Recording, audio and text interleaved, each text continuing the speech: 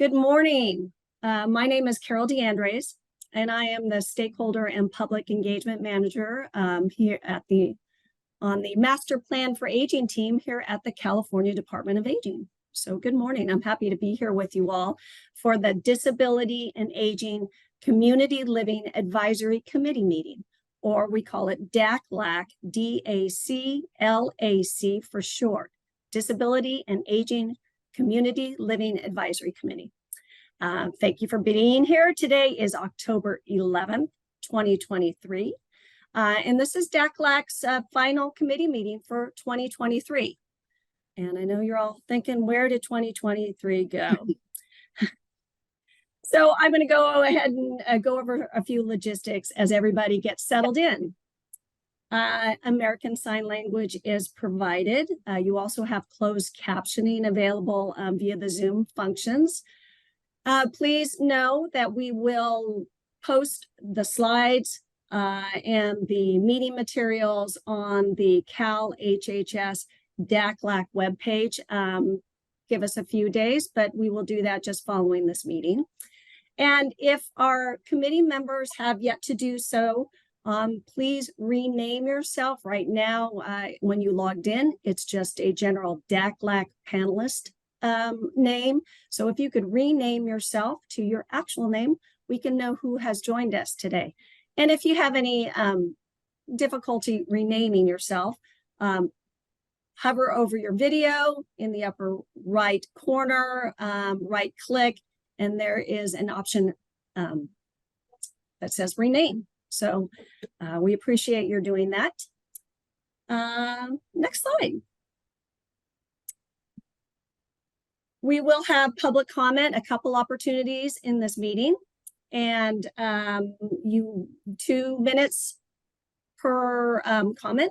So we appreciate your saving your comments until that time. For attendees joining by phone, it is *9 on the dial pad, and then we will unmute your line.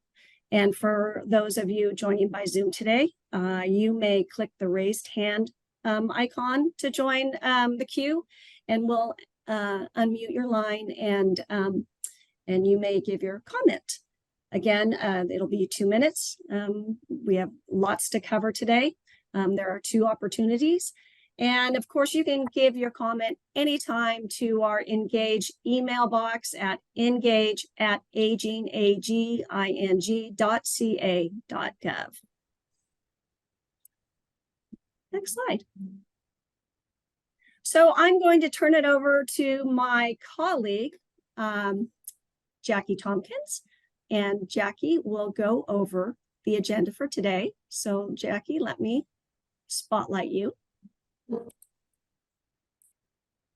Okay, thanks, Jackie. Good morning, everybody. Thank you, Carol, for giving us the logistics of today's meeting. We are here together for about 3 hours, starting at 10 o'clock and ending at about 1 o'clock. We do have a built-in break for about 15 minutes as well.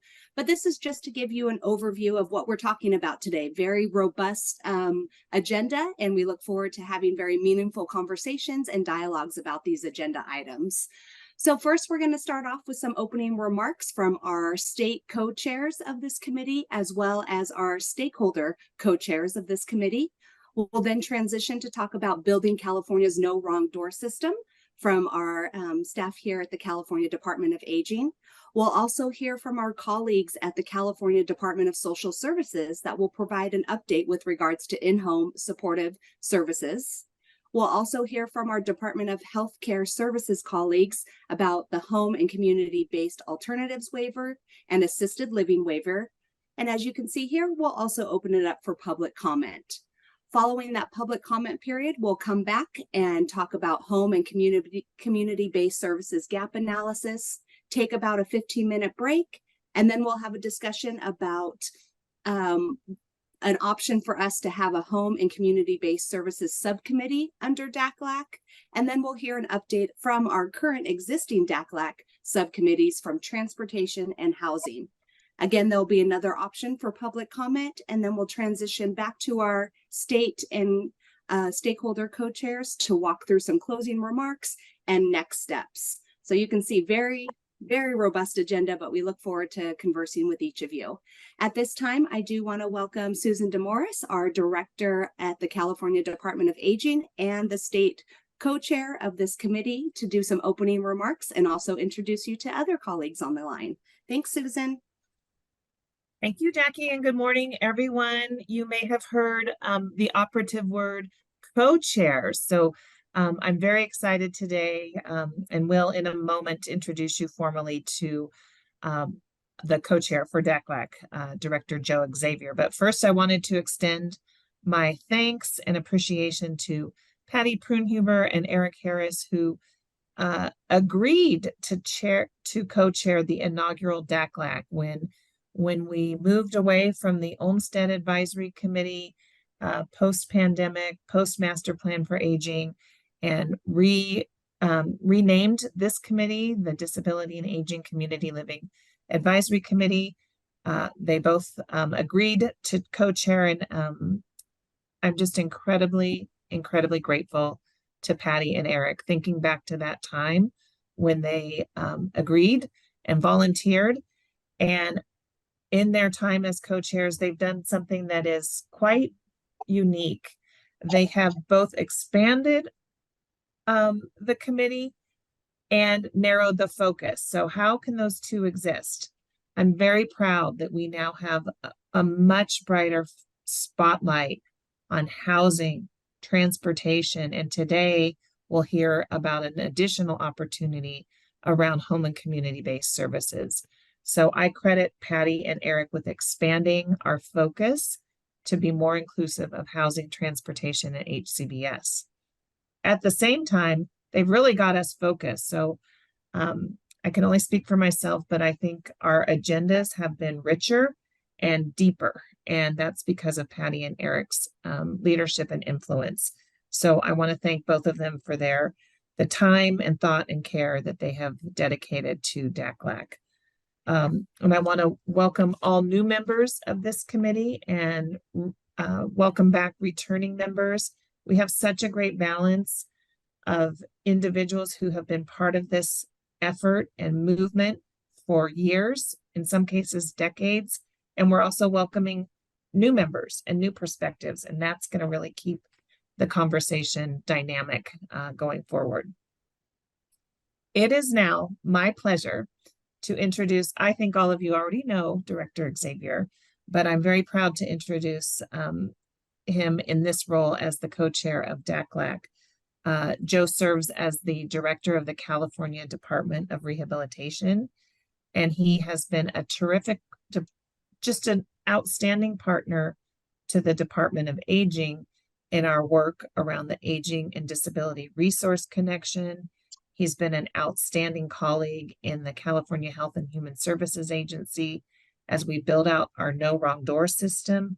And he's an outstanding leader in the Master Plan for Aging, which, as you all know, is a whole of government approach that goes well beyond the Health and Human Services Agency. So I'm turning it over now to Joe, but before I do, I also want to thank Anna Acton and the team at the Department of Rehabilitation for their work in preparing today's meeting and the role that they'll serve as Director Xavier now steps into his co-chair role. Joe, welcome to you. Well, Susan, first, thank you for those very kind words. Just really appreciate the opportunity to be here and to partner with you in this role. First, just welcome to Sherry into your role, and then also say thank you to you, Patty, and Eric for your contributions. And you're no doubt will continue to contribute. Just appreciate that the work you guys have been doing and will continue to do. And members, we cannot do the work that is before us without each of you bringing your contributions to the work at hand. And of course, our state partners. All of the partnerships that we have are invaluable. And then to the members of the public, always appreciate having you join us, listen in on the conversation, and hearing from you during our public comment. So I would be remiss if I did not also acknowledge that we are in October, National Disability Employment Awareness Month. And so want to continue to lift up employment for people with disabilities as a major aspect of community living. And then, of course, World Mental Health Day. There's a number of other commemorations, but at least wanted to lift up those two that are taking place in the month of October.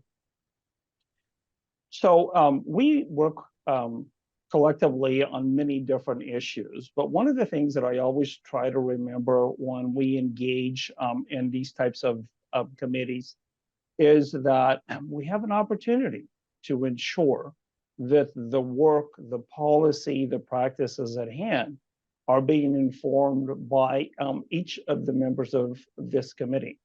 And it's also an opportunity for us to share the work that is underway as the agenda reflects, to inform your thinking, to inform the work you're doing on behalf of this committee and the recommendations that come out of that. But collectively, we all have the responsibility to ensure that the many networks that each of us represent are represented in the conversations and represented in the work at hand. So a lot of times we don't get to see sort of what takes place outside of these meetings, but I want to share with you that very, very routinely, the conversations, the information, the discussions that take place in a meeting like this are used by ourselves, by our partners, to continue to inform the work that we're doing across many, many different systems. So yes, Susan and I are here as co-chairs. Yes, we're helping lead this effort along with the other officers, but we're engaging with our colleagues in their systems, or we're engaging with other systems outside of agency. And all of this contributes to those conversations, those coordinations, those collaborations. So a number of you I've known for quite some time, and as I jumped on, Marty reminded me that I've been around the Olmsted and now the Community Living Advisory Committee for quite some time. And it's been very rewarding to be engaged in these types of conversations, right? Employment, a focus of mine, obviously, here at the department, but community living is the opposite side of that same coin. And then collectively, there's the work that we do in achieving social justice, disability justice, and equity for all of the communities that we serve. And where I'm sitting, I have never seen more emphasis on a person-centered, whole person integrated approach than what we have before us today. And I will speak for myself personally. I'm often just amazed at the amount of progress that we've made when I reflect on it, and yet very challenged by the progress that we still have to make. And I say this with great respect. We can both honor the work that has gotten us here collectively and continue to challenge ourselves to a better, to a brighter future for the networks, for the community as a whole. And I keep reminding myself that true systems change is never a light switch. It takes a long, long time. And sometimes there's efforts that all of a sudden we see some major progress on. And when you go back and you look at it, these are efforts that have been underway for 10, 15, sometimes 20 years. And one such example is how we now here in California have brought to an end the minimum wage. Well, that didn't start yesterday or the day before. That started 15, 20 years ago, and today we see the results of that in a major way. So I want to just take a moment also and talk very briefly about a major action that the governor took with respect to employment. And that is the master plan for career pathways education. The governor issued an executive order towards the end of August. And I just want to applaud the governor and the administration's vision of creating a more integrated and more seamless pathway to get folks into career pathways and ultimately into family sustaining wages. So for those of you that may not have tracked that, I want to share a couple of things on that front. One is the deliverables that is expected out of this executive order. One, by December, which just a few weeks away, major policies and funding recommendations to be made to the administration. And then by October of next year, a plan that brings together a number of different systems in an integrated and coordinated fashion for individuals pursuing career technical education, right? So it's to be developed in coordination with a number of different players at the state level, at the local level, but also to include a number of stakeholders across this whole spectrum of systems that are included, right? The overarching goals for the plan are career-based education for all students, being exposed to them so that they know what is available to them at the beginning of their high school time. So it's really about how do we expose our young youth into what are the pathways that are available to them, what are the jobs available in these pathways, and how can they leverage those pathways to end up in a family sustaining wage, right? And it's for those that require a college degree and for those that do not require a college degree. Hands-on learning. We know so many people benefit from learning by hands-on experience rather than through academic and theory. And so this is making sure that those individuals are fully aware of these opportunities to open up those doors. And then earning and learning. A lot of folks don't have the luxury of spending a lot of time in the classroom. They need to be earning while they're learning. And so the plan has to account for that, right? And then, of course, universal access and affordability so that when we say it's a California for all, that means exception none, right?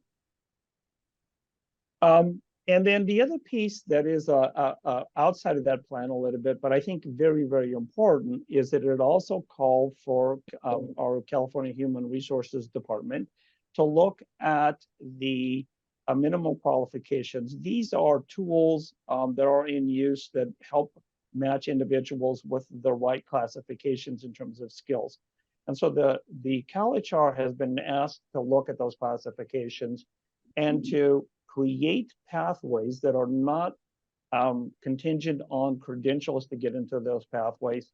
And where credentials are required, that they take a hard look at those and be able to justify why those credentials are required. But again, at the end of the day, what we want to keep in mind is that this is all about ensuring that individuals have maximum opportunity to access the state's workforce, the civil service workforce within the efforts that CalHR have underway.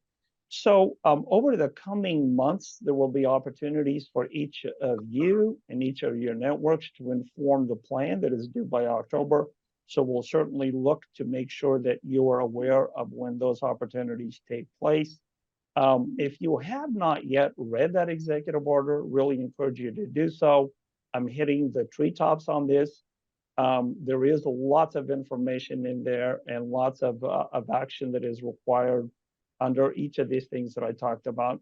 But for the interest of today's agenda, just wanted to keep it brief, but yet make you aware of that opportunity. So I'll pause, I'll take a deep breath, send it, Susan, I'll send it back to you to pick up there and move us forward.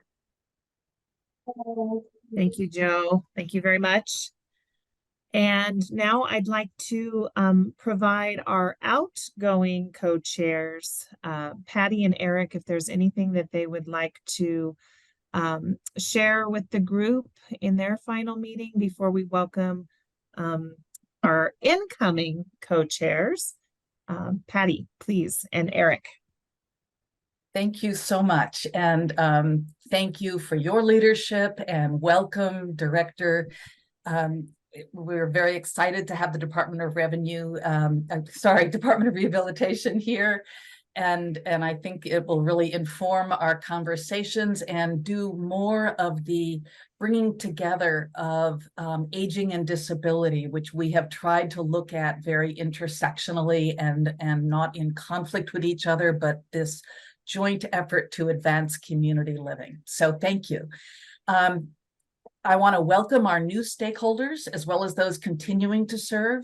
You are here to learn, but also to bring your expertise to inform state agencies and government about what the consumer needs are and to make these systems truly accessible and equitable and advancing community living in ways that really honor the Olmsted principles. And that's the advisory part of the DACLAC title, that there is an opportunity both to listen from our agency representatives and also to provide meaningful feedback, ask questions. And an issue came up in the chat, so I'll just address it. There are 2 specific 10-minute periods for public comment, but there is in each discussion topic an opportunity for stakeholder comment. So fear not, you will have your chance to ask questions and have a robust discussion. And I think as we hand over the co-chair to Sherry and Hagar, we really know that they will take seriously that role of facilitating that discussion. Eric and I have had the privilege of co-chairing the DACLAC Stakeholder Committee for the last 2 years. I want to thank you for entrusting me with this role, and we are handing it over to 2 excellent facilitators who have already participated in DACLAC meetings, and I'd like to reintroduce you to both Sherry Burns of Silicon Valley Independent Living Center and Hagar Dickman from Justice and Aging. Hagar is a senior attorney at Justice and Aging, working to ensure that California's home and community-based programs, including IHSS and the various waiver services, are equitable, accessible, and serve the needs of low-income, older, and disabled Californians. Prior to Justice and Aging, she started the Veterans Legal Project at Bay Area Legal Aid, where she provided veterans wraparound legal services in the area of disability rights, health, economic security, and housing security. Welcome, Hagar. And Sherry is the executive director of Silicon Valley Independent Living Center in San Jose. She serves on several state and local boards and committees that advocate for aging and long-term services and supports, disability disaster integration, and affordable, accessible housing. She has served on DACLAC for the past 1.5 years and participates in the housing subcommittee. Thank you and welcome, Sherry. And now I'd like to turn it over to Eric for some parting thoughts. Thank you so much, Patty. This is Eric speaking. I want to reiterate how grateful I am to so many people who, especially who are behind the scenes at the Department of Aging and just all through the DACLAC behind the scenes crew. I really appreciate all that you all have done. And like Patty, I'm just really honored that DACLAC has trusted me and Patty and so many in leadership roles to be in these roles.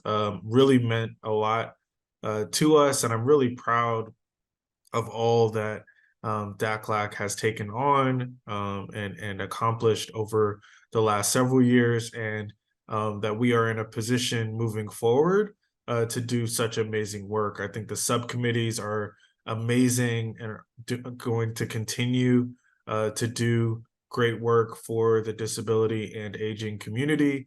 And as you all know, I will remain in this work forever at Disability Rights California, of course, but also in the Master Plan for Aging. I'll be shifting over to the Impact Committee. Our executive director, Andy Imparato, has shifted off of that committee, so I will be taking his place there. So you all will continue to see me in that role. And I will continue to try to do as much as I can to lift up the issues and advocate on behalf of our community. So just want to thank you all again and look forward to continuing to work with you all, and excited for Hagar and Sherry in their leadership roles and the continued work of this great committee. So thank you again so much.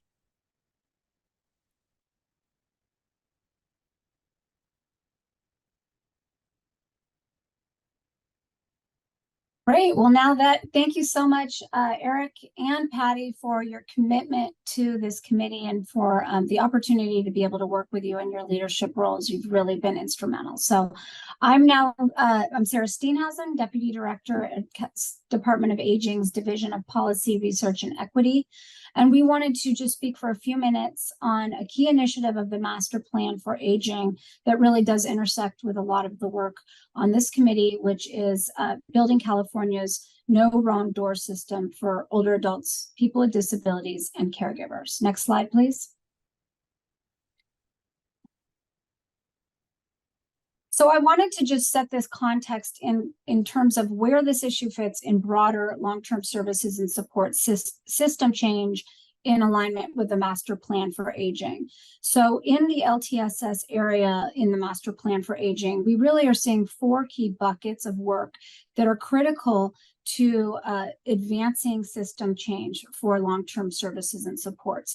The first is financing. Of course, we have to address the LTSS financing crisis that is facing the state and impacting so many individuals and their ability to plan for their futures.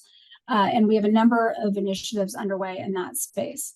The second issue is access. And this is, even if we address the financing issues impacting our system, we know that not everybody can access the LTSS long-term services and supports they need, whether due to wait lists or lack of availability in different areas of the state. And this is why efforts through our home and community-based services gap analysis that DHCS and CDA are leading as two-part project is so critical to build out a roadmap for how we can expand access to home and community-based services in the state. The third issue is that of navigation, which is what we're going to focus on in the next few minutes. Even if we address our financing challenges and we build out access in the system, we still face tremendous challenges for how people actually navigate the system and find the services and supports that they need. So even if they're there, they don't know they're there, and they have oftentimes get lost in trying to access the services. So this is what we're going to be focusing on in terms of our no wrong door system today. The fourth issue that's also critical, and a number of efforts underway across the Health and Human Services Agency to address our workforce crisis, particularly for both paid and unpaid caregivers, direct care workers.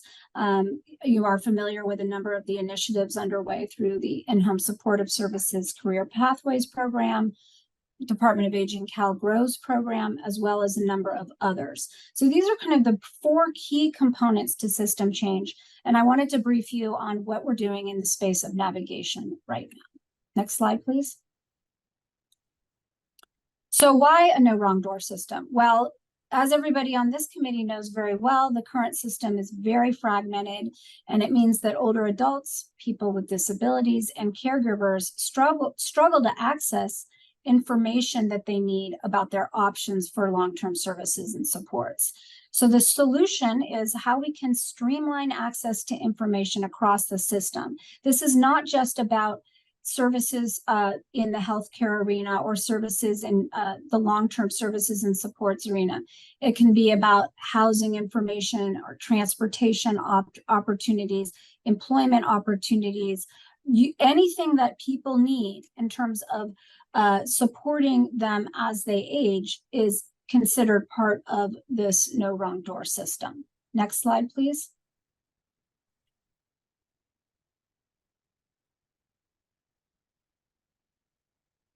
Next slide, please.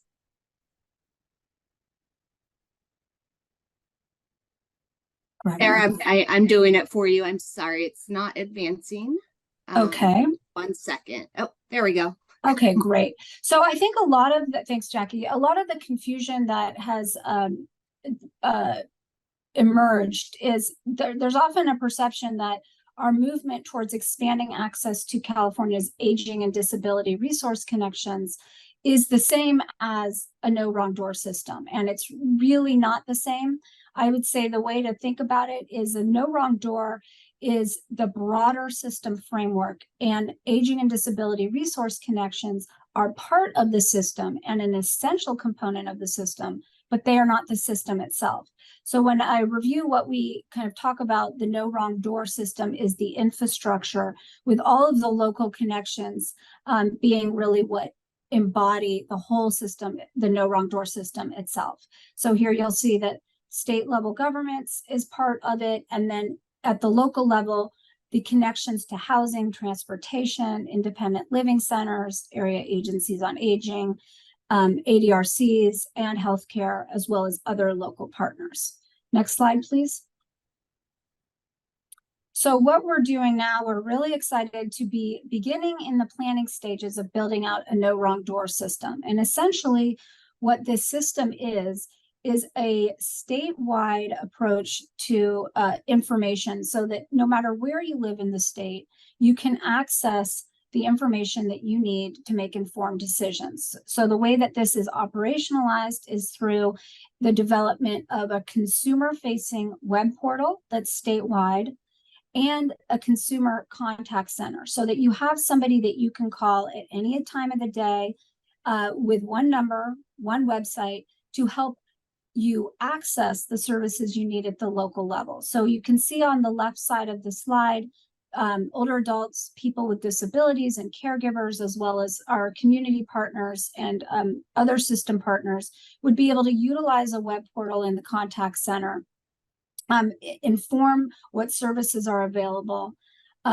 It would include a common intake with general information collected on the individual to help screen what services they might need, with the ability to then have warm referrals to local partners, whether it be aging and disability resource connection partners, area agencies on aging, or housing providers, or transportation, or what have you. So we're really excited to be at the very early stages of this planning process, and we've been engaging our aging and disability resource connection stakeholders on this effort, and we're also engaging our state level partners to form a state level steering committee that will help advance this work. There's a lot more to be done, but it's our hope that by the year 2030, we can have this sort of a system launched and underway. So I am happy to take any questions, any comments, any considerations that you all want to elevate at this point. And it looks like we have a few hands raised, starting with Kim Mills and then Marty Emoto. Thank you. I was going to write it in the chat, but I wonder if Kim Mills, the Better Life Together provider with the San Diego Regional Center Department of Developmental Services. I'm just wondering if under people with disabilities, if we can somehow specify or elaborate, including those with intellectual and developmental disabilities. I think sometimes they are lumped in, and sometimes their needs are different than an aging person that's disabled. So we can pull those out or add those or put them in parentheses or something, just because their needs are unique. You're welcome. That's a really great point, Kim. And absolutely, they're a key partner in this process, and our Department of Developmental Services will certainly be an important partner. And I appreciate your elevating that distinction and needing to be clear on the breadth of the population that would be able to utilize this sort of a service and system. Thank you. And Marty. First of all, thank you. Can you hear? Oh yeah. Thank you, Sarah, for presenting this. And I actually participated in an earlier webinar. I think it was September. And this is really an amazing first. I mean, I know it's been going on for a while, but this is a good step that connects with all the other things that, we're doing that, is also linked to the master plan. And it's also everything that, Kim Mills, that, as advocates in the systems that serve people with this developmental disabilities, everything that we've been wanting as well, people in IHSS. So I do want to echo what Kim said and actually expand it a little bit. I, again, appreciate your presentation, but in the slides, if you can just mention specifically the services that people identify with, like regional center funded services, IHSS, because for people to really embrace this and to see that this is a change that impacts them, as I mentioned to you before, they need to see themselves in some way, you know, in this presentation. Yep. And this is a major step. And again, you know, it might sound like a small thing, but it's actually a major thing if someone can see themselves in change. So, but I want to applaud you and the team for doing this. It's amazing. And we'll do everything we can to help. Thank you. Thank you. I appreciate that input very much, and we'll take note for future presentations. Thanks, Marty. So I see we have Michelle Rousey and then Pat Blaisdell. Hi, I really like that there's no wrong door, and that is something that we've really wanted for as long as I've been doing this advocating. I do think that more. It's a very broad definition of senior and disability. I agree with the last two commenters, but I also think that we need to, you know, not just lump everybody in. You know, a lot of people get services from birth to death, and we need to remember that you know, people under 55 get some of the same services as those that are over 55. And a lot of times can't get the same help with their services. So we just need to have a comprehensive look at where the gaps are. And they're going to be at first, because even though there's no wrong door, there's going to be gaps in services, and we need to clear those up to move forward. Absolutely. Thank you very much, Michelle. Such important points. We appreciate you all elevating them. Pat and then Jeff Tom. Yes, thank you, Sarah, and thank you for that overview. Really, those slides really communicated the intent of all of this important work. Perhaps I missed it, but have you had discussions about how this is going to intersect with all the work going on with CalAIM, enhanced care management? Seems like many of the services that folks would want to be accessing would also be subject to availability and authorizations from the plan. So what kind of work has gone on to kind of meld those two initiatives? Yeah, wonderful point and consideration. I think it's fair to say at this point, this is why we are engaging our cross-agency partners, our cross-department partners. We will be working through these considerations. What we don't want to do is make it so that people have to bounce around systems constantly. So it could be that there's a way to streamline access to the Medi-Cal managed care system through this portal. But we will carefully think through that, and it has to be part of it, because people don't think of themselves in silos across health and human services. So at this point, we haven't worked out the whole kind of how it would be operationalized, but you're absolutely right that we will want to figure out how we can connect the consumers across the system, including through CalAIM and Medi-Cal managed care. And it's also a little confusing because there's multiple no wrong door initiatives. There's also no wrong door initiative that DHCS is leading through for behavioral health. So we're framing this as the aging and disability system, no wrong door system. So it doesn't mean that they all don't connect. It just means this is the platform that tries to, more broadly speaking, provide for older adults, people with disabilities, including those with IDD and caregivers, and not meaning that we're going to take away from the other efforts going on, but we're going to have a way to kind of streamline access to all the other sources as well. So hopefully that answers your question. Jeff.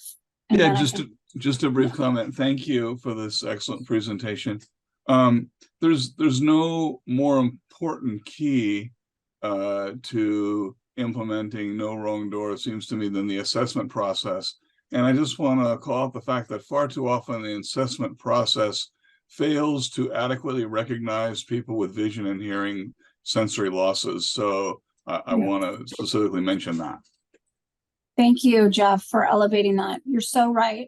We need to, what I'm taking away from these feedback is really important feedback of being very intentional in how we communicate this to make sure that we are inclusive of the range of populations that rely on these services and supports, including individuals with intellectual and developmental disabilities, as well as people who are hard of hearing or vision impaired, so that we help ensure that everybody can access the information and supports they need. So one final comment from Mr. Peter Mendoza, and then I'll hand it over to our co-chairs for a transition to the next agenda item. Hi, Peter. Good morning, everyone. Good morning. Congratulations again to our new co-chairs, and thanks. I want to express thanks for the service of our previous co-chairs. This speaks. All these points are really valid. This is really a cross-disability issue, but it also calls out with the no wrong door system the need for one of the recommendations of the Master Plan on Aging is really to have a primary point people to be able to work within departments. Sometimes people with intellectual and developmental disabilities, other disabilities, we get stuck because different programs have different rules and different funding sources. So while you may have somebody may be entering through the no wrong door system, there's some barriers to services because people with disabilities and older adults, as we all know, don't fit in a box. We need a variety of services and supports to participate in our communities. So we need to look at it as a matter of equity, breaking down those system barriers so that people can get what they need easier and maybe not have to jump through so many hoops. I think California's done a lot to support people with older adults and people with disabilities. I want to commend everyone for their hard work, but there's still a system coordination piece.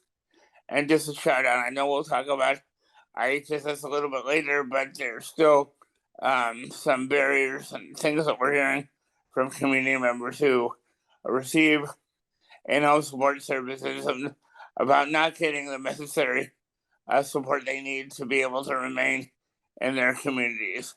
So I hope we can, as we start the goals for next year, think about how we can drill down more on that issue a little bit to make sure that there's consistency and delivery of services, availability, and understanding. Thank you. Thank you, Peter. Really, really important considerations, and appreciate your weighing in on this. And we'll note it moving forward. Thank you for that really informative feedback. We will continue to keep you updated. I'm going to hand it over to our co-chair, Patty Prunehuber, to introduce our next agenda item. Thank you. Thank you, Sarah. And that was a great set of comments and questions. And thank you, Peter, for lifting up IHSS, which is the perfect segue into our next topic. And I want to note that Claire Ramsey actually was the person who joined Eric Harris to be the first two co-chairs of the newly formulated DACLAC committee. So I can't take credit for that, Susan, despite your generous statements. Claire is the Chief Deputy Director of the California Department of Social Services. But before that role, she played a very instrumental part in both the Master Plan for Aging and elevating the idea of aging in the community, and really focusing a lot on the role of IHSS in making home and community-based services, and IHSS making community living possible. So with that, I'm going to turn it over to Claire. Thank you so much, Patty. And can you hear me okay? Yes. Well, thank you for that lovely introduction, and happy to be with all of you today. And I apologize for not being on camera. I'm actually attending a conference and have stepped out, so I hope it won't be too noisy, and I hope my sound continues to be clear. I'm really happy to be here today to talk to you all about some in-home supportive services updates. There's really 4 topics I want to sort of highlight, and I know we're running a little behind, and I have 15 minutes, so I'll see if I can make all my points in 10, so give people 5 minutes for any questions. And just flag that we've been extremely busy within the IHSS program. There's lots happening right now. As many of you know, we continue to serve a very large number of Californians in this program. We are now serving over 700,000 people in IHSS, and there are more than 600,000 providers statewide. So we're really proud of the work we're doing, but as Peter just mentioned, we know there's more work for us to do, and there's more ways in which we can work to both serve the community through IHSS and ways that we can make sure people with very high needs are both being served by IHSS and receiving the other supports and services they need to live safely in their own home. So as I said, there's 4 topics I want to go over today. I want to start first with an update around electronic visit verification, often referred to as EVV. And so I'm sure many of you on this call are familiar with EVV, but just remind everyone, EVV was a federal mandate that we needed to comply with in California. And what that means is that we required people to use an electronic method of checking in and out and recording the time they start work, the time they end work, and their location for providing services.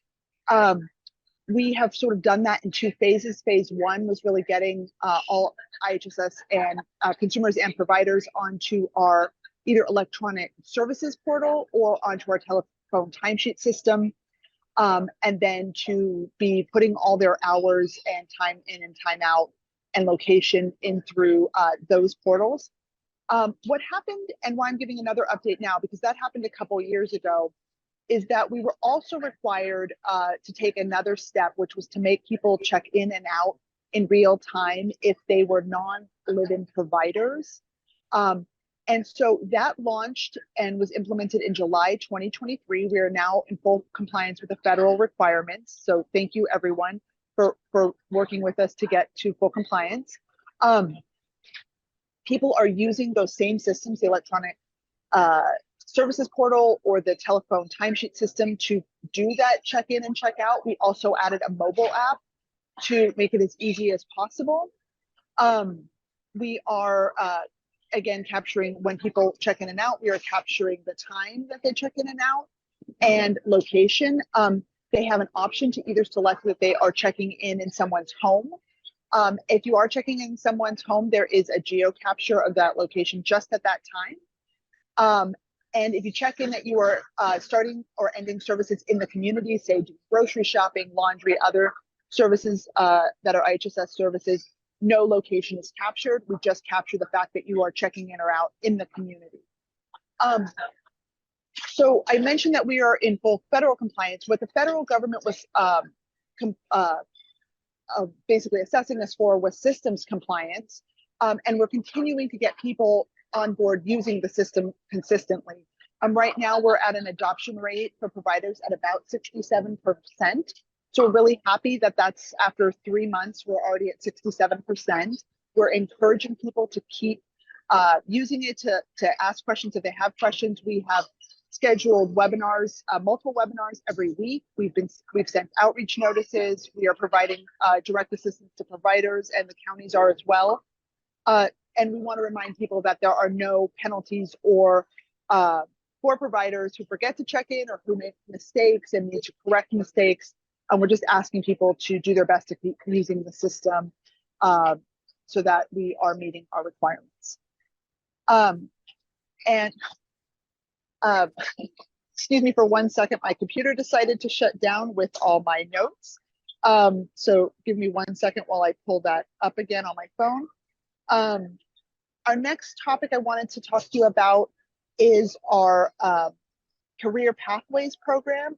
As many of you have heard, we've been doing Career Pathways now for the last year. It started last October with sort of a launch of a couple of pilots, a couple counties sort of starting off, and now we have gone to full implementation since January, with more classes coming on board both in January and in March of 2023. We have been able to offer more than 3,000 class sessions over the last year, and will continue through into next fall. We are working out our exact end date for the program, but many of you are familiar that the legislature extended the deadline for us to be able to use the funding that was appropriated for this IHSS Career Pathways. This was all through the Home and Community-Based Services spending plan. And now we have to liquidate all funds by the end of next year, December of 2024. So we're working on when our classes will end and making sure everybody gets their claims in so we can pay everybody for the classes they took. And just a reminder that we are paying people both at the time they are actually taking those classes, and we have 3 incentive payments related to completing. One is about completing at least 15 hours in a particular pathway. We have 5 pathways. You can get $500 for completing 15 hours, and you can get up to 2 of those incentive payments. The second incentive is those 15 hours that you already took, plus working for a consumer for at least 40 hours in a month. It could be a new person, or it can be a recipient you're already serving. And in one of those specialized pathways, that is another $500. And then if you work for that person for 6 months, again, new or existing consumer, you are eligible for $2,000. We have been able to pay out over 5,700 providers at this point for time. We have paid out more than, we paid out many more claims, because people can obviously put in claims for multiple hours of classes. And then we have also paid out almost 700 incentive 1 payments. So we're starting to see people claiming for incentive 2 payments and incentive 3s. Obviously those take longer to accrue, so we're just starting to see people really uptake those now. We continue to offer classes in a number of different languages. We're very proud. Not every class is in every language, but we are proud that we are offering classes in Spanish, English, Armenian, Chinese, Korean, Vietnamese. And so we know that people are taking those classes. We have been very full, so much so that we're really trying to encourage people who have already completed pathways. If you've already completed pathways, not to just continue to take classes, to make sure that other people are getting a chance to take classes, because people are taking a significant number of classes. But we're really happy with all the uptake of our classes, and we'll continue to offer this for a number of ongoing months. Next, I wanted to highlight about a bill that was just passed, SB 616. SB 616 has provided additional paid sick leave days to IHSS providers. So currently, IHSS providers, after they've worked a certain number of initial hours, are eligible for 3 days or 24 hours of paid sick leave per year. SB 616 increased that to 5 days or 40 hours of paid sick leave per year. It just got signed by the governor about a week ago, so we are still in the process of looking at the bill to make sure we can release our guidance and getting things moving on paid sick leave. We won't be implementing paid sick leave hours until next year, so July of next year. So that is continuing to move forward. And then the last thing I wanted to provide an update on is actually was part of the budget bill that was passed back in June, AB 102. In that massive budget bill, one of the provisions was to give $1.5 million to the Department of Social Services so that we could basically both have a report and do a work group related to collective bargaining. And specifically, we are looking at sort of the opportunities and challenges that would come with moving to either statewide or regional collective bargaining. Currently, collective bargaining is with the counties. So we have to submit our report to the legislature by January 1st of 2025. We are authorized to hire a consultant to help us both with our report and with facilitation of our work group. So we are in the process right now of identifying and onboarding our consultant. We expect the work group to start in spring of next year. We will have more coming later this fall about sort of what the work group is going to look like. We do have a certain number of called out groups that must be part of the work group, including our County Welfare Directors Association and our California Association of Public Authorities, our labor unions who represent IHSS providers, which are SEIU and UDW, also called out to talk with providers and IHSS recipients. And then a number of state departments will also be participating, including Department of Social Services, Department of Healthcare Services, and our Employee Relations Board.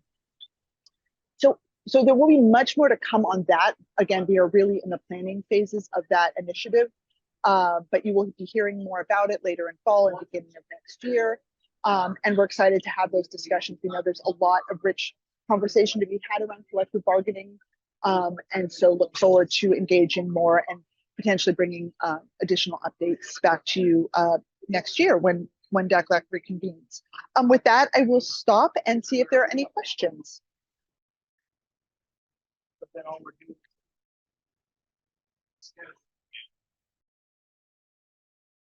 Claire, this is Sherry. We have several panelists, committee members with questions. And I can't see, is that you, Janie? I can't see your face.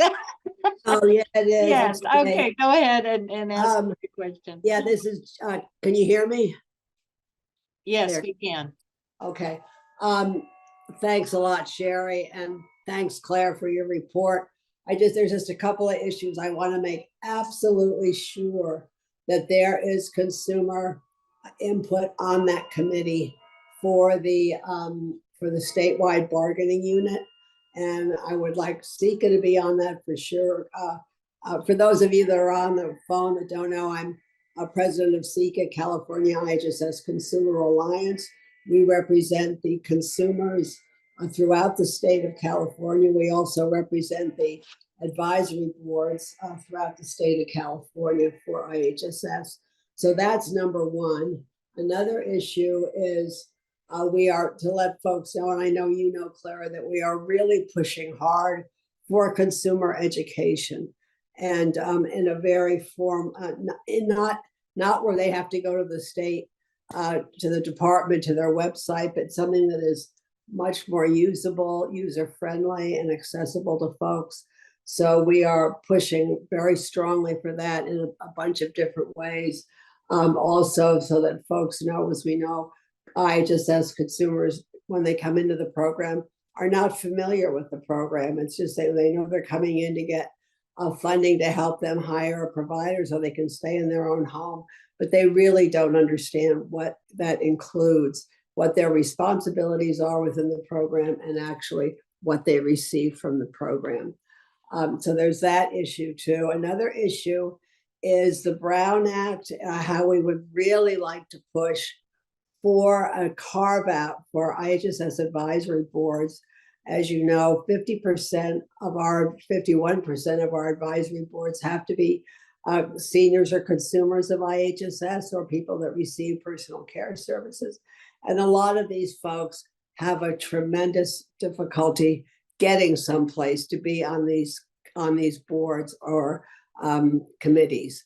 And we really think that it's an equity issue, it's an ADA issue, that we are allowed to hold our meetings via Zoom, so that these folks in the community have that ability to be on our committee too. And I think also, if you look at the county level, the committees, Commission on Disability and the Commission on senior commission, that could also be a viable outlet for them to be on Zoom. So we are pushing forward to that on that. I think that's about it. Thanks a lot for having the opportunity. Thanks, Janie. Appreciate all those points, and I'm taking notes. So we'll continue to work forward on those three pieces. Thank you. Thank you, Janie. Robert, you're up. Yes, thank you. Good morning to everybody. I'm one of your consumer advocates for DACLAC. I'm Wood Mylan Taylor, and I'm also a senior peer counselor for Connect Senior Support based out of Lake County in Northern California. Now, the issue that I'm interested in is the paid sick leave for providers. I'm glad that this is going to happen for the providers. There be any information in writing from your department on this, as it be transitioning the providers to definitely get more paid sick leave for what they're doing? Yeah, thanks, Robert, for the question, and we're happy to see the increased hours as well. We will be releasing an all county letter to make sure counties know what's happening and to implement the change. What I can do is, once that letter is issued by the department, I can send that to Department of Aging so that they can distribute it to this committee for anyone who's interested in what we're doing to implement. And just a reminder that people do have 24 hours of paid sick leave now if they've worked the amount required, and people definitely do not take all their hours. So, if you ever have providers who aren't clear on it, they should definitely make sure if they're sick and need to stay home, they do have the hours. And then just a reminder, we do have a backup system in IHSS now that also launched about a year ago to help support people when their providers are out sick. Thanks for your question. Yeah, thank you, Claire. And if you let the In-Home Supportive Services Public Authority Advisory Committee and our 58 counties know about this as well to their members and their providers, along with the receiving and union representatives that sit in those committees about this would be great. Thank you, Yes, Rob. we will definitely share with the public authorities. Thank you, and the advisory. Thank you. Thank you. We're a little bit behind schedule, so if you could keep your comments or questions pretty concise, that would help. We have two more coming up. We have Michelle and then Marty. Yeah, ditto what Janie said. Having members, consumer members be part of the bargaining team is essential. I was part of my local one for years, and I think it gives a voice to the consumer that you're actually talking about when the workers are bargaining for their benefits. So, I think it's important. I think it's a side that isn't brought into bargaining a whole lot, and I think it needs to be. I would look at that. And our advisory boards we're losing them. Not just the IHSS advisory board, we're losing a lot of them due to the Brown Act. And I just want to caution our state officials to really urge the state to get on making changes that are productive for the Brown Act. It's ADA issues, it's disability issues, it's all related, that we have access and equity in those committees. Thank you. Thanks, Michelle. Thank you, Michelle. Very important issues to keep at the top here. And Marty. Hey, I'll be brief. First of all, I want to thank Claire and your team at the department for all the work that you've been doing on IHSS, and also your years before as an advocate. It's really appreciated. I just want to put forward, an issue that we're all well aware of, but we got to keep vocalizing it, making sure it's right there in every discussion that we talk about in terms of community living. And other advocates have raised it in the Q&A, but this is something that is personal to me. My adopted son, who's 31 years old, his mom was an IHSS worker before she died. The big issue is the workforce shortage, not only in IHSS, it's actually in other fields, including those serving people in the regional centers, nurses, doctors, everywhere. But specifically on IHSS, there's a workforce shortage that is actually causing crisis for a lot of people to live in their own homes. And so it's an issue of equity. It's an issue of how do we reduce the risk of people being homeless, and what measures and what steps can we take? Because there's no single solution. And I don't know, Claire, I don't expect you to come up with a solution right now, but is there a way together we can look at different solutions or pilots? Maybe, what can CalAIM do in a certain area to see if the difference can be made? And again, I don't think there's a single solution to any of this, but we got to always keep the issue of workforce shortages and the need for people to have their workers there in their home so they can remain safely. Otherwise, our talk about housing, our talk about transportation, our talk about all these other good things that we're talking about, no wrong door, is not going to produce the outcomes we want. And again, it's all about the person. And so we need to always keep the issue of workers and supports in the home right there, along with everything we talk about. But again, I want to thank you for your presentation and your work, Claire. Thank you. Thanks, Marty, and agree there's no single solution. And I think we're trying to see how our IHSS career pathways with the incentives like helps increase recruitment and retention. Think we'll have a lot of conversations around this issue with that 102 task force, AB 102 task force, and always happy to work with you all to hear more solutions, to think about more ways we could be integrated. And it definitely is an issue, and it's something we take very seriously, because IHSS is not a workable program if we do not have the providers providing the services. So thank you all. Appreciate being here with you today. Thank you so much, Claire. Really appreciate the presentation and your efforts to engage comments and suggestions from this committee, as well as our community at large.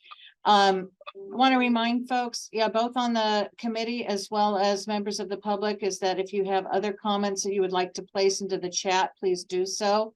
Questions in the Q&A box as well. And also to remind you that at any time, any members of the committee or the public can submit comments to engage@aging.ca.gov. Thank you so much again, Claire. Next up, we have a presentation from a whole host of folks with the Department of Healthcare Services. Joseph Billingsley, the Assistant Deputy Director of Integrated Systems, Courtney Maslin, Integrated Systems of Care Division Chief, Zomara Watkins-Brecci, Home and Community-Based Services Operations Branch Chief, all with Department of Healthcare Services, and Hagar Dickman, the Senior Attorney at Justice and Aging. And they will present some background on very important updates, changes, whatnot. I know a lot of us have been waiting for information on where we are with home and community-based alternatives and the assisted living waivers. You're on. Thank you.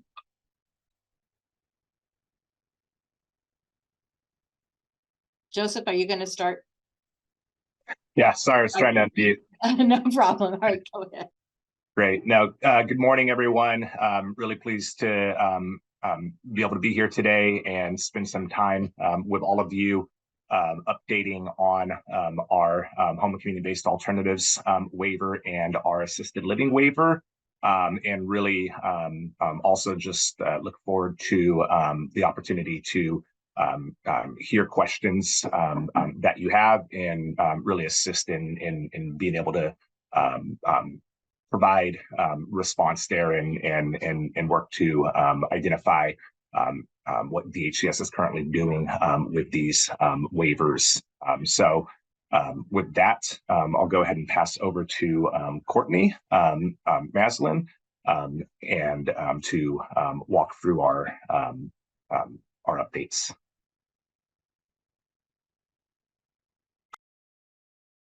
Okay, good morning. Thank you all. So what we're going to be doing is just providing an update on where we are with the waivers and just some basics about the waivers, just as level setting. But really, I know that people are really interested in kind of future forward, but also current state. So we're going to focus on that for most of this presentation. The home and community-based alternatives waiver and the assisted living waiver or 1915C HCBS waivers that provide alternatives for individuals who would otherwise require care in a nursing facility or a hospital or be transitioned there at some point. The HCBA waiver is open to California residents of any ages and provides care management and waiver services to participants in the community-based setting, most likely their home, apartment, or a family member's home. The assisted living waiver requires enrollees to be 21 years of age and older and provides assisted living services to participants who are willing to reside in a residential care facility for the elderly, an adult residential facility, and in some counties, public subsidized housing. Next slide, please. So the Home and Community-Based Alternatives Waiver was recently renewed for another 5-year term. Oh, yep. And beginning on January 1, 2023 and ending December 31, 2027.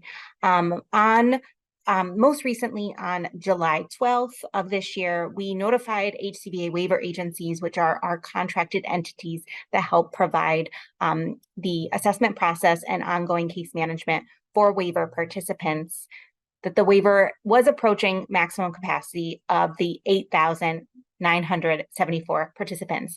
And we were no longer able to accept new waiver applications, and we would be putting them on a wait list. We're currently in the process of submitting an amendment to our current HCBA waiver to increase the capacity by adding slots with an effective date of January 1, 2024. Okay, next, please. So right now we have the new enrollments will only be based upon monthly attrition from the waiver program. Even when the additional slots are added, the waiver will continue to operate with a wait list. There is increased awareness of this program, also increased need for this program, and we will continue to grow, but just recognizing that the need is quite great. And so we will continue to assess each year and ongoing additional slots needed to expand the program. And when there is a wait list, applicants seeking to enroll in our waiver who meet reserve capacity eligibility requirements are prioritized for intake so that they maintain access to services of medical necessity. So these are people who are transitioning out of, say, the multi-senior services program waiver and need additional supports. It could be some of our reserve capacity is for kids. We can definitely provide a link to the waiver that gets into more level of detail on who is in that reserve capacity, but they have priority for those recently open slots, as well as they would be, there's a prioritization even in the reserve capacity, depending on the approved requirements. Current enrollment and waitlist information can be found on our website. We can pop that into the chat, or hopefully we can pop that link into the chat, and we update the dashboard monthly. Right now, of course, we're still closing out all the additional slots, and that will maybe have some slight delays in posting due to the fact that we are still working through some of those remaining slots. Next slide, please. Oh, we have a slide on the reserve capacity. I thought we did. So this is the reserve capacity in a nutshell. We have the individuals transitioning from the waiver from similar HCBS waivers, as I mentioned, our multi-senior services program waiver. We have the individuals under 21 years of age as follows. So aging out of our early periodic screening, diagnosis, and testing group, or recently aged out of that group and who have been receiving private duty nursing. Children requiring institutional deeming to access Medi-Cal, and individuals overall under the age of 21 that weren't previously mentioned. Also, the next is the individuals who've been residing in a skilled nursing or acute care facility for at least 60 days at the time of the application was submitted. And we all prioritize applications for the dependent children and spouses of active duty military service members in accordance with Welfare and Institutions Code 14132.993. Next slide. I'll next go into our assisted living waiver. So the current ALW waiver expires on February 29th, 2024. We are currently in the process of renewing the waiver for another year, 5-year waiver term that will begin upon March 1, 2024.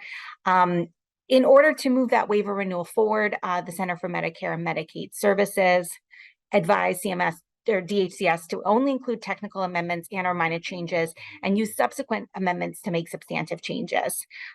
So to balance the need for a swift renewal and the ability to address stakeholder feedback, we are going to be doing a two-phased approach. Phase one is ensuring continuity, which involves submitting that renewal application that includes technical and minor changes that was out for comment.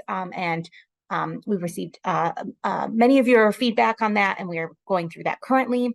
But then also there's going to be a phase two, which will address stakeholder feedback following CMS's approval of the ALW renewal, which will address some of the things that we heard in our HCBA ALW integration engagement, as well as looking to increase the slots. Next slide, please.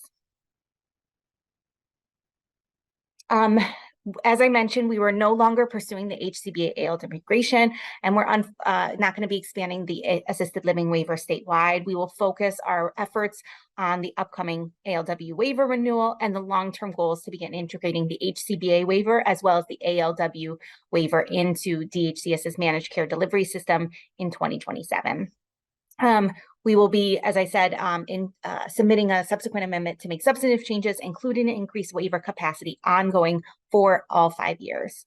And we also, in addition, to address the need and the fact that we are getting close to capacity on the current year 5 that we're currently in until February, we'll also be seeing if we can get an increase in capacity for this waiver year so that we do not hit capacity this year.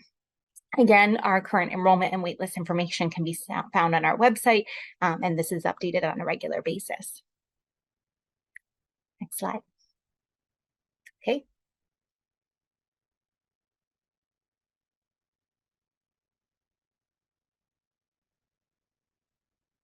Okay, thank you. That was a lot of information that you shared. Now we're open to DACLAC member questions, comments. Actually, Sherry, I think before we do that, we are going to have Hagar talk, and then we'll take everyone's comments together. Does that make sense? Perfect, perfect. Hagar, okay, are you great. on? There we go. Yeah, good morning. Thank you for having me. As one of the few HCBS programs that allows low-income participants with high care needs the ability to remain in the community, the assisted living waiver is an important program in the spectrum of California's home and community-based services that is available to older adults and people with disabilities. So with this in mind, Justice and Aging, together with Disability Rights California, California Advocates for Nursing Home Reform, and BEDSEDEC, submitted comments last week on the renewal of California's assisted living waiver, and those comments were signed on to by 36 other organizations, including older adults and disability advocates, providers, and community-based organizations, and representing the consumer perspective. So if you have not seen this letter yet, feel free to reach out to me and I'll be happy to share it with you. Our comments focused on 3 areas of concern with the current renewal and the current waiver as well. One is inadequate capacity. The second is lack of consumer protections and full performance measures. And the third is poor transparency and public engagement with stakeholders. So I would like to use our time here to walk through what we as consumer advocates would like to see addressed in the waiver as the Department of Healthcare Services goes through the process of renewing this very important waiver.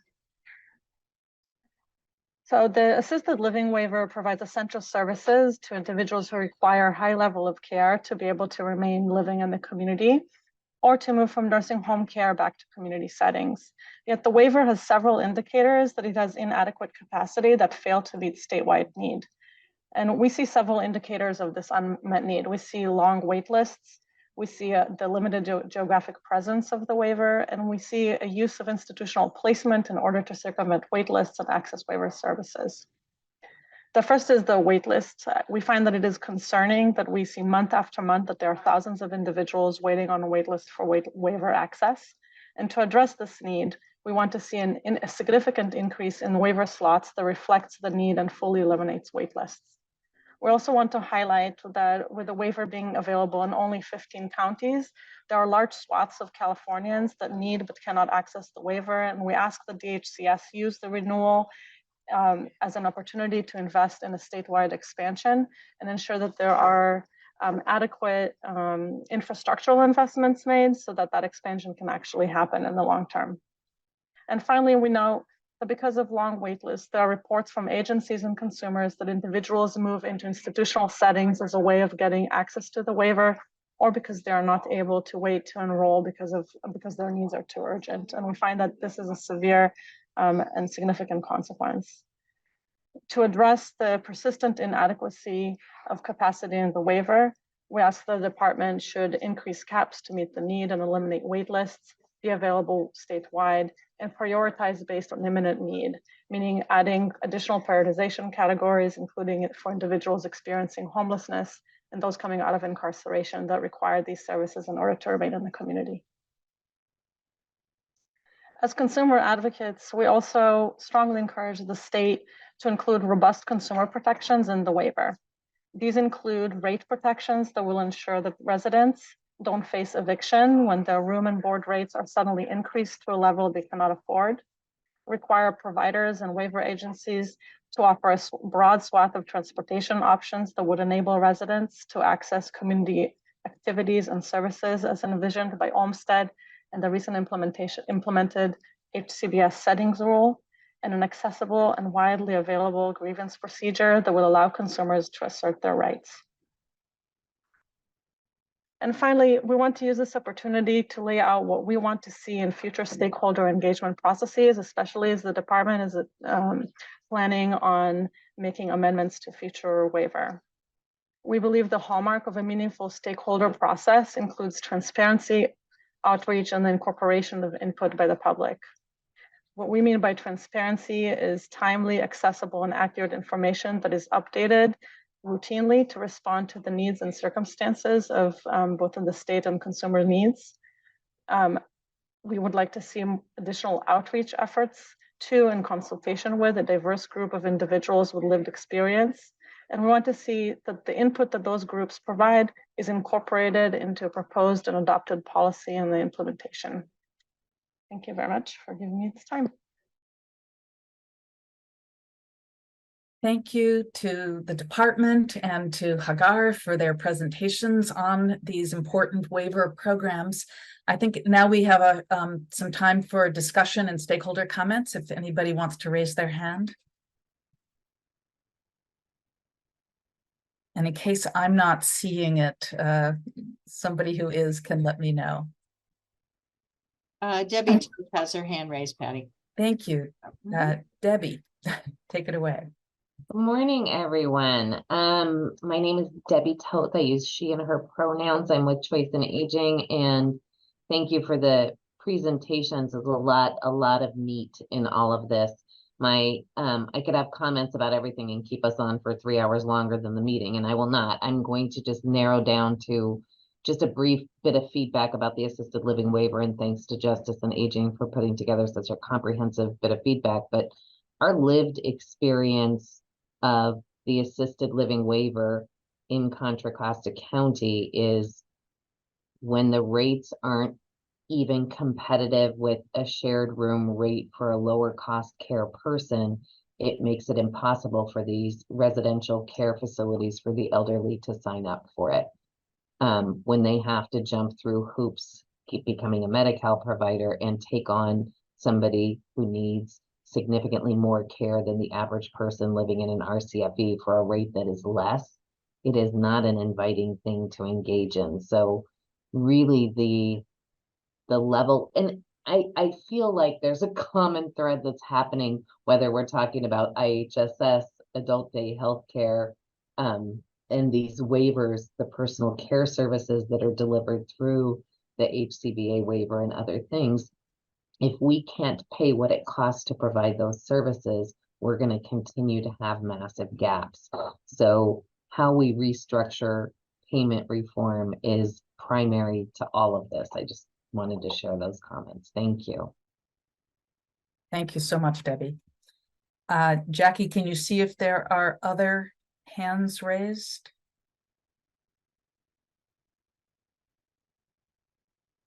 Hi, Patty. This is Carol. There are no other committee hands that I see. Okay. Then I think we can move on to home and community-based services gap analysis. And Sarah, do you want to Actually, introduce the you know panel? what? Public comment, and then we will go into Oh, that excuse after me. public I'm comment. so sorry. Thank you, Patty. Thank you for catching that. So, Carol, you can let me know if anybody is calling in or zooming in to participate in public comment. Yes, thank you. Thanks, Patty. This is the public comment period. There are two. This is the first of two. So please raise your hand if you're on Zoom, *9 if you are on the phone, and we will go ahead and unmute your line, reminding you that there are 2 minutes allocated for each public comment. And of course, if you don't get to your entire comment, you may email us at engage@aging.ca.gov. So the first comment hand up is Richard Scaff. I have unmuted your line. Richard, go ahead.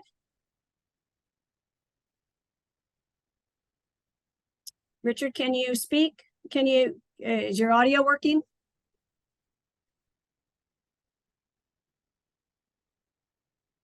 You are unmuted. Okay. Richard, we can come back to you if you want to work on your audio. We'll take another call and see if you can get it working. The next is Miriam Boscanyan. So I have unmuted your line. You have the power to unmute yourself. Miriam? Hi, can you guys hear me? Yes, go ahead, please. Hi, my name is Miriam Voscanyan, and I'm from the Congregate Living Health Facility Association. Congregate Living Health Facilities are part of the HCBA, Home and Community-Based Alternative Waiver, just like ALW is. I wanted to just hop on here and just say that I wanted to just say that it would be very helpful for CLIF facilities or congregate living health facilities to be a managed care benefit. It will increase accessibility by so many more who want to participate in our program. Currently, we are not part of MLTSS, but when Courtney Maslin was doing her slides, I noticed that in 2027, that might be a possibility. I wasn't sure if I understood that correctly.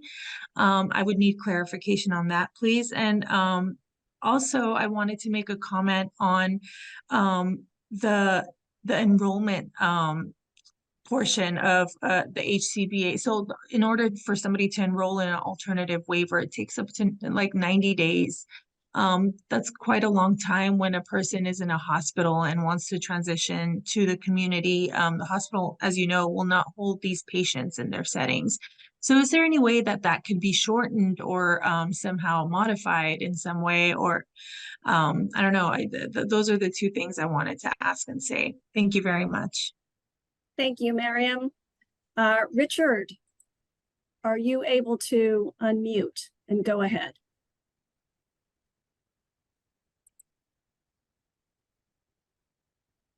I see you're unmuted, Richard. We still can't hear you.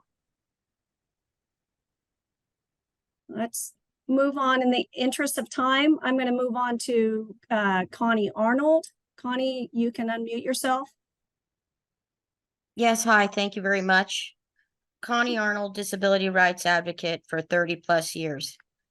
One of the concerns that I have is while they need additional services for assisted living waiver, we also need to make sure that we're not predisposing people to congregate settings because there is insufficient accessible very low income housing that would meet the need of individuals with SSI and would also promote the fact that we need a workforce. And that is the big elephant in the room. If you do not have a workforce to help and assist people, no matter where they live, that is the biggest problem. And wages and job incentives is what it comes down to. And currently, home and community-based services remain optional services under federal law.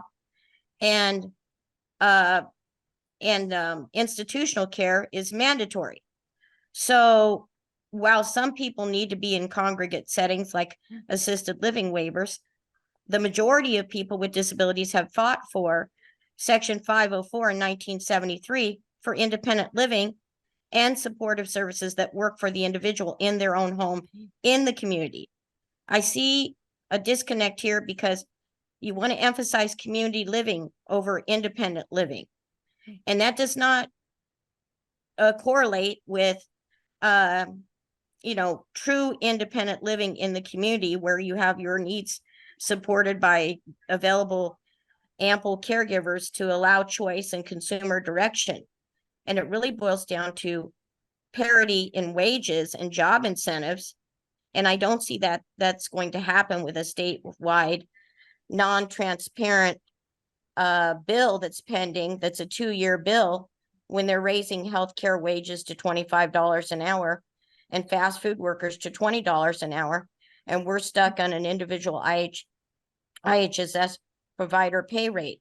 So what are you going to do to address the elephant in the room of pay parity between institutional settings and home and community-based services settings to ensure that quadriplegics, functional quadriplegics, and individuals with complex chronic conditions who have paramedical service needs can get the help they need to remain living in the community, not be forced out of their homes. Thank you. Thank you, Connie, for that Thank you, comment. Connie.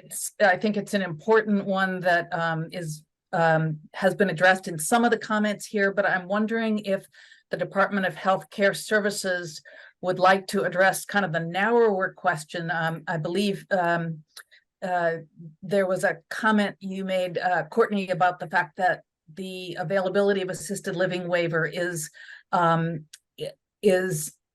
given in RCFEs, but also in some counties, primarily Los Angeles County, in publicly subsidized housing or other non-congregate settings. Can you talk about any plans to expand assisted living waiver services in other publicly subsidized housing in other counties?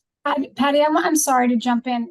The way that the protocol is for public comment to allow enough time for the comments, we take comment, but we don't turn it into Q&A from the prior discussion. So I thought they might want a chance to respond. It's certainly up to them.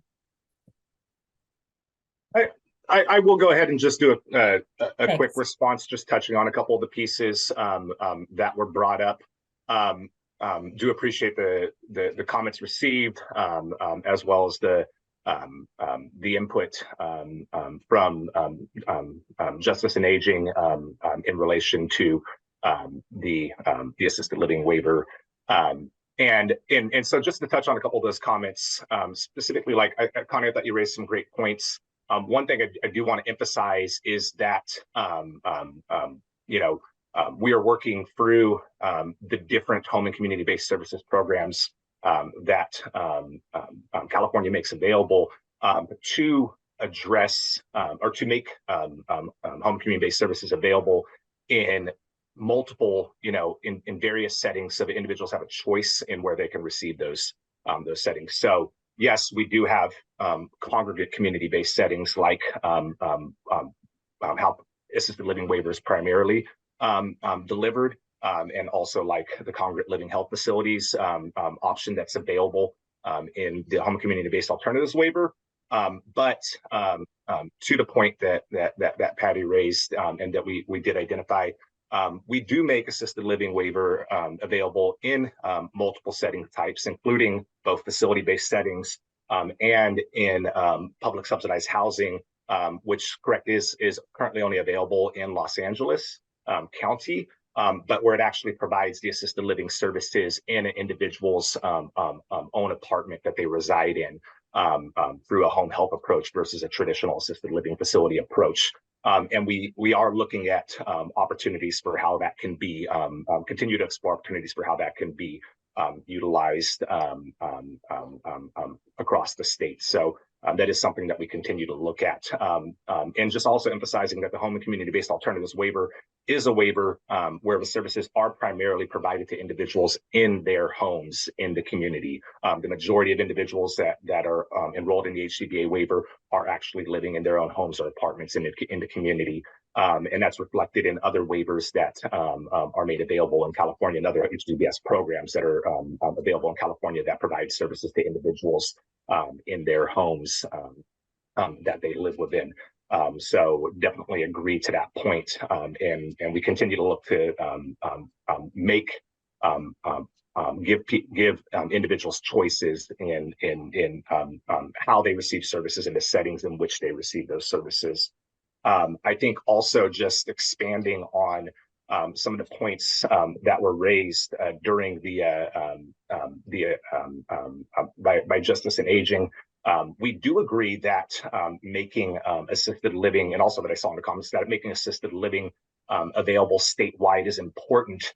Really what we've moved away from is specifically looking to do that in a more limited fashion through the waivers when we previously looked at ALW and HCBA waiver integration.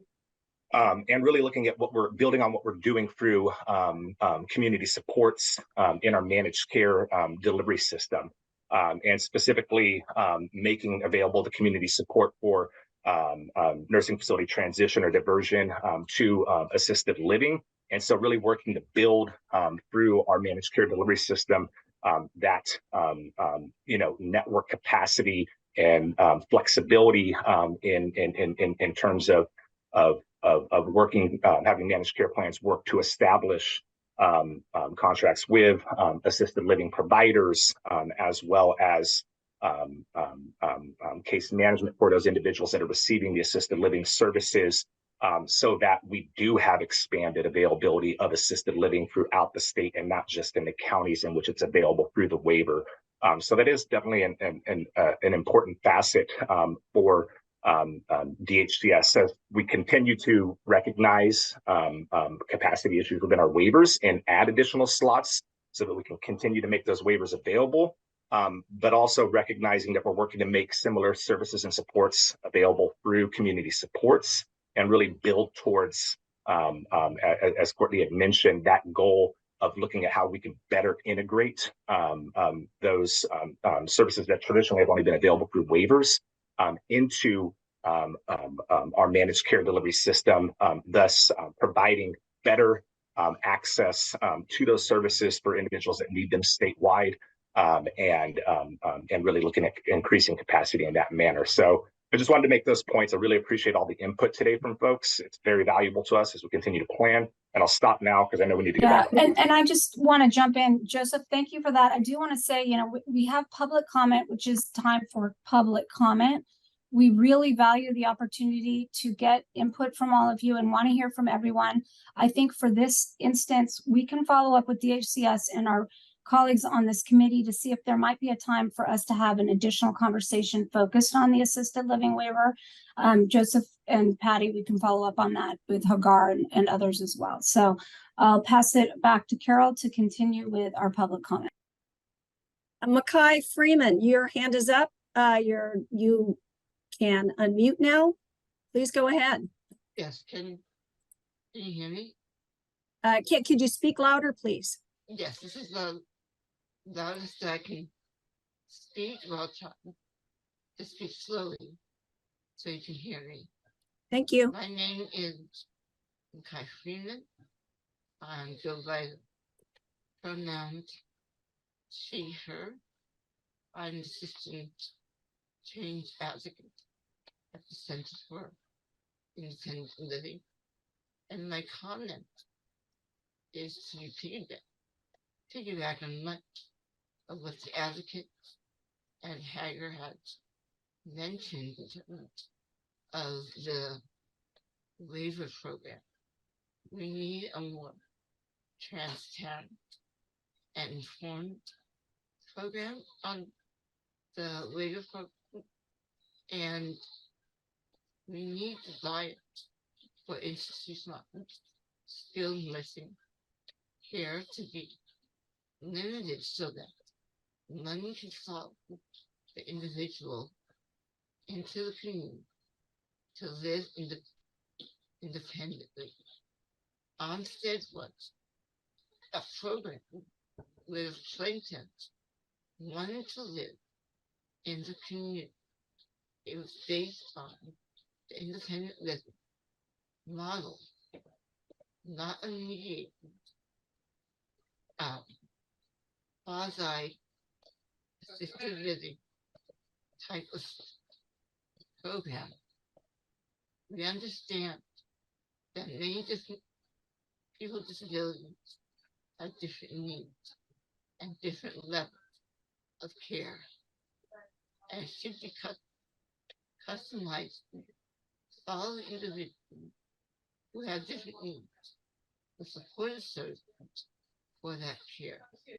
However, the largest amount of services that should be provided should be in our homes and our providers should be given a wage commensurate to those, if not more, than those working in skilled nursing facilities. I don't think people understand if you became disabled, if you live like held up in the hospital for a year in order to come home because your homes are not accepting of providing support for you to live a life that you choose you would like to live.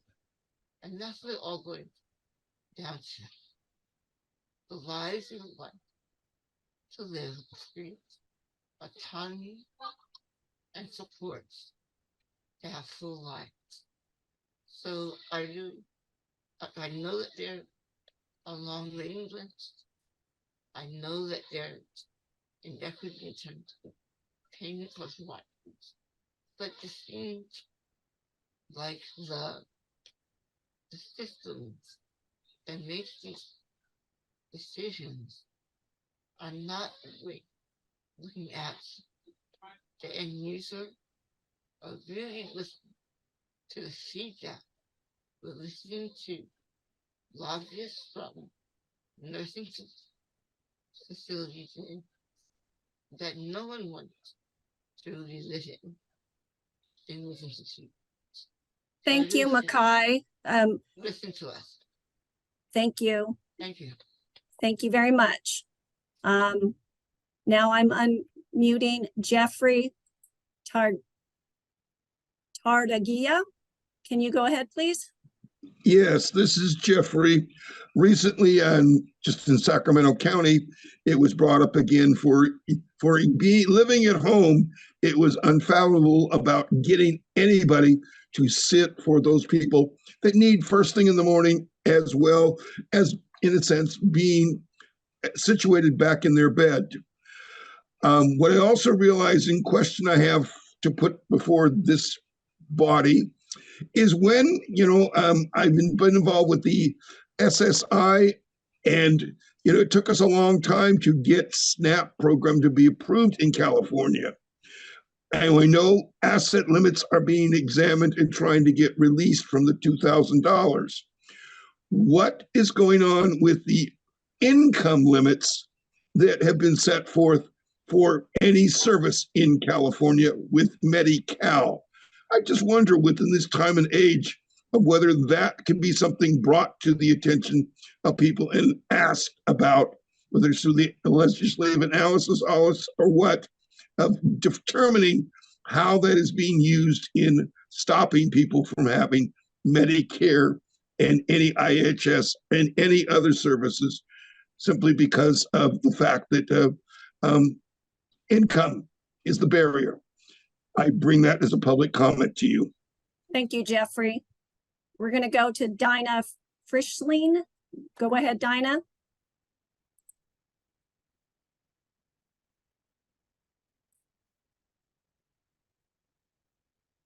Think you can unmute? Can you unmute yourself, Dinah?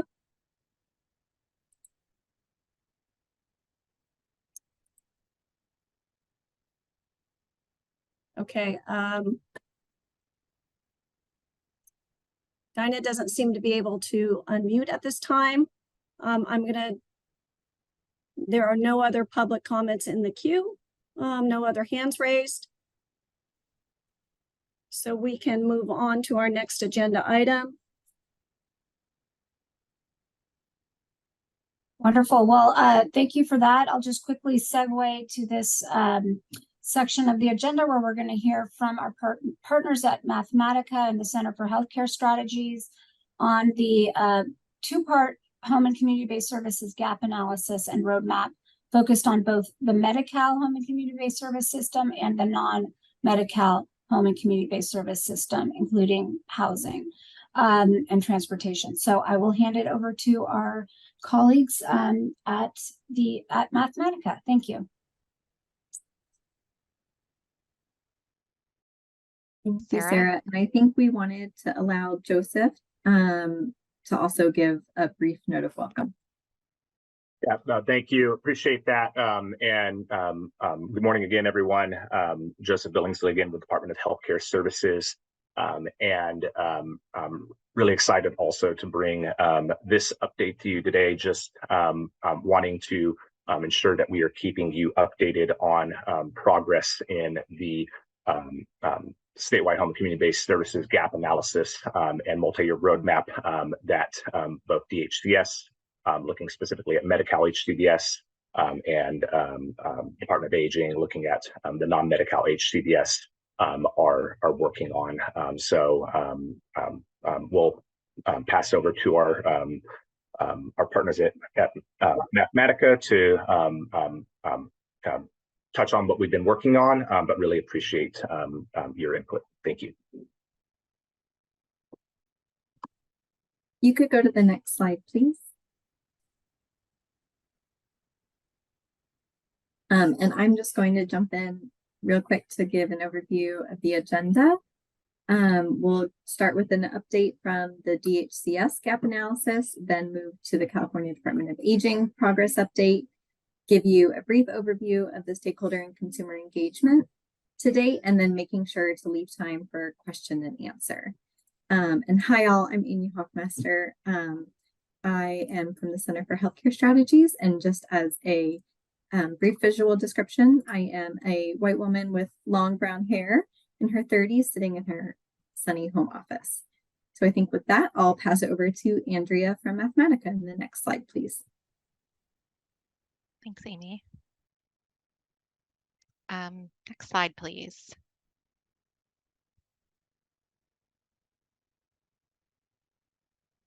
Okay, next slide. All right, thank you. So this slide provides a quick review of the 5 objectives that govern the DHCS gap analysis and multi-year roadmap.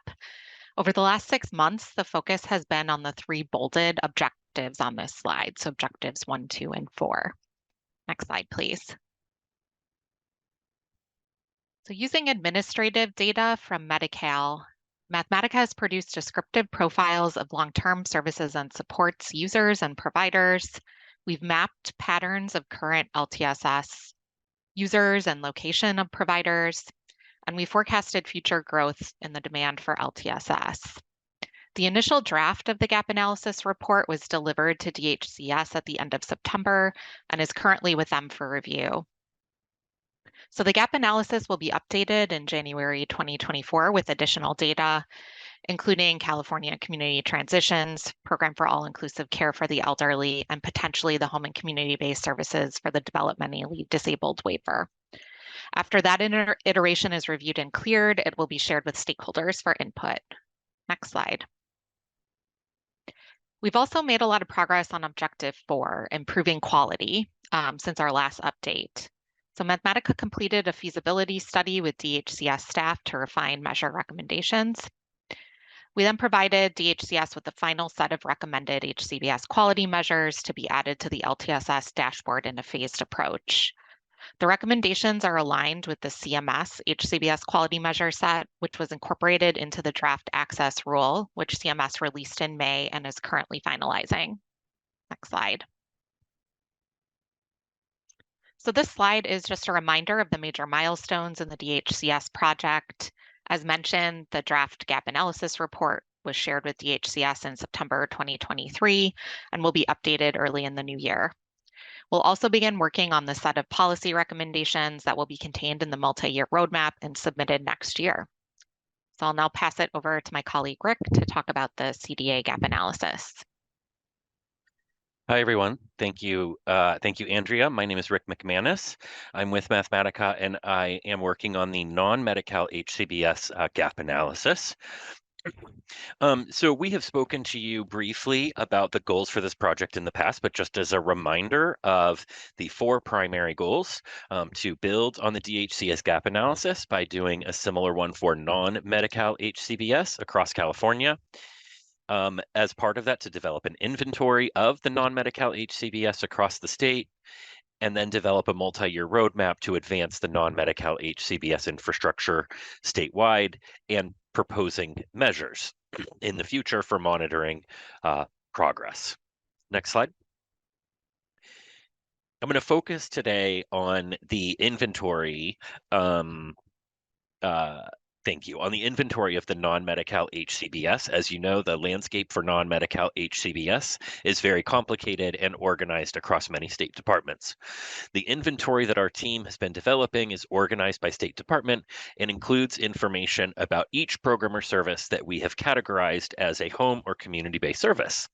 That information includes eligibility requirements, the geographic reach across the state, how the service is delivered, any aggregate utilization data that may be available, as well as funding sources.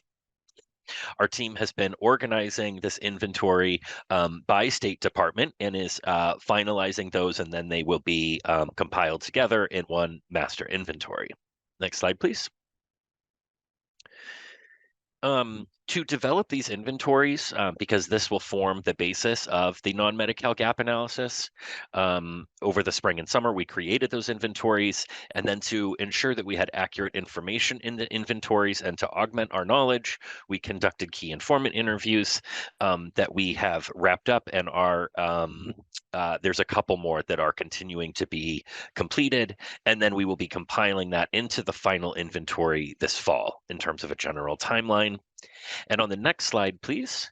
Though I want to give you just a little bit more information about the key informant interviews, because these have been a very important piece of work. I would bet that several people on this call were involved in some of these.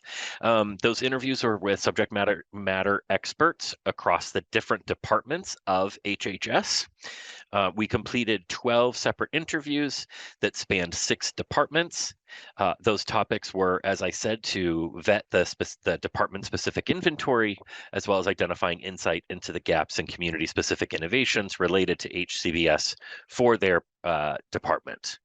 We are in the process of currently analyzing those transcripts to develop themes and insights in order to inform the development of the gap analysis. And you can see the departments that we interviewed on the right side of the screen. Next slide, please. And with that completing my update for the non-Medi-Cal gap analysis side, I will turn it back over to Amy Hoffmaster with a stakeholder and consumer engagement update for the projects. Thank you, Rick. If we could go to the next slide, please. And hi all again, this is Amy Hoffmaster speaking. So I wanted to give an update after the many stakeholder engagement activities that have been part of this project to date. So across the 2 projects over the course of the past 10 months, we have hosted a number of different activities, including 2 large public meetings, 3 quarterly updates to committees, 6 consumer listening sessions with 59 participants, and 1 small group consultation. In all, these activities so far have engaged 741 stakeholders. And as part of this effort, we are continuing to analyze the notes and transcripts from these activities to identify themes that will inform the gap analysis and the roadmap. And we wanted to share with you all a bit of what we've heard and some preliminary themes that are emerging across the stakeholder engagement activities to date. So the first theme being gaps in information and the referral infrastructure for home and community-based services and the need for a more formal system. The second theme is equity and gaps in equity, specifically with disparities in linguistic, disability, and cultural access. A third theme is eligibility, assessment, and care management.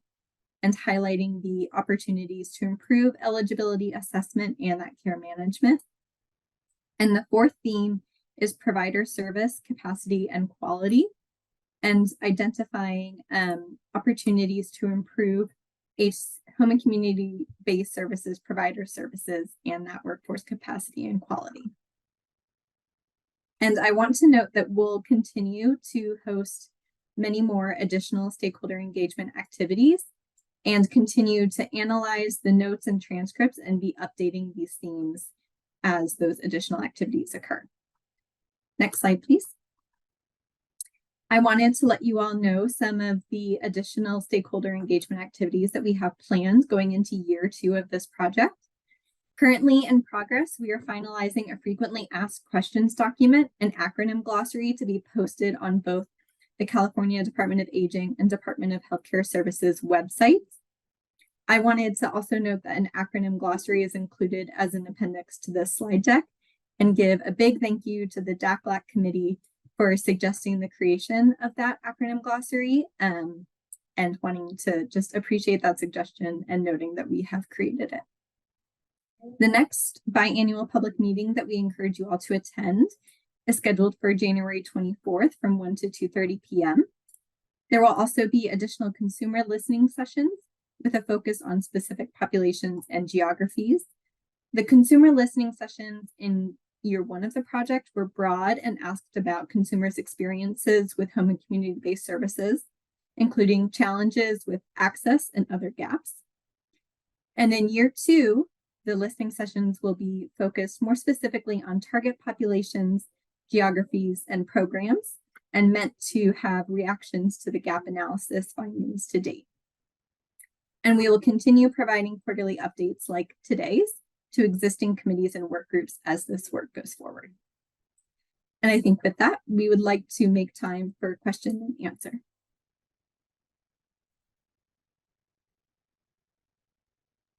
Great. Thank you so much for that. So looks like we have any committee members with questions or comments. Jeannie Parker Martin. Hi, thank you so much, Amy and Rick. That was really great to get that information today. Are you able to give us any indication of how, what kinds of gaps there are or how severe the gaps are in terms of services available? Just a general thought. I know you're still analyzing. I can I'll attempt a response first, and then I will also see if Andrea has any comments from the DHCS side. We are looking at several kind of aspects of gaps, I would say, whether that be geographic, like in the reach of programs, where there may be areas of the state that where there are not programs, or where individuals may need to travel, things like that. I would say I can't give any more specifics about specific services that we're seeing, or at least on the non-Medi-Cal side, because that inventory is still being fully developed. And as an important piece of our work, we'll also be creating a taxonomy and categorization of services. And when that is put together, that will also guide kind of how we look at the gaps for the different services and programs. So I would say that it is more about the types of gaps that we're looking at, things like geographic, language access, distance to travel, gaps in, whether there are particular availability of services under different programs, where programs across different state agencies may offer very similar programs, and where there are gaps and overlaps, but there may still be holes. So I would say those are kind of some examples of the big areas that we are looking at, if that helps. And Rick, one other question. When you're looking at the non-Medi-Cal population, did you post a definition of that before, who that includes? we have a definition of the program and services that we consider home and community-based services that are non-Medi-Cal funded. So we did not define the population, but rather defined it by the program and service. And we would be happy to, I guess, Sarah, I'm sure we've probably previously shared our definitions with the committee, but I think that would probably be something you would be willing to also share with them for the definitions as well. Thanks, Rick. Great. We have a question from Barb Hanna. Welcome, Barb.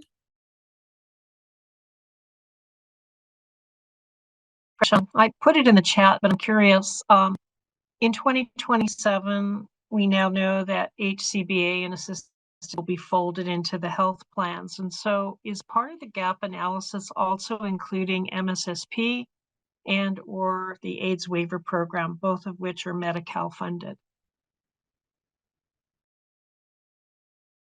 Barb, thanks for your comment or question.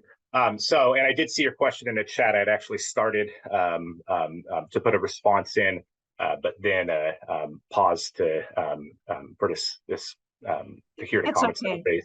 So I just want to clarify that you know, as we identified in the previous presentation, you know, and we talked about in the course of gap analysis presentations previously, we are looking toward integration of HCBA and ALW services into MLTSS beginning in 2027 as part of the next waiver term for our managed care delivery system.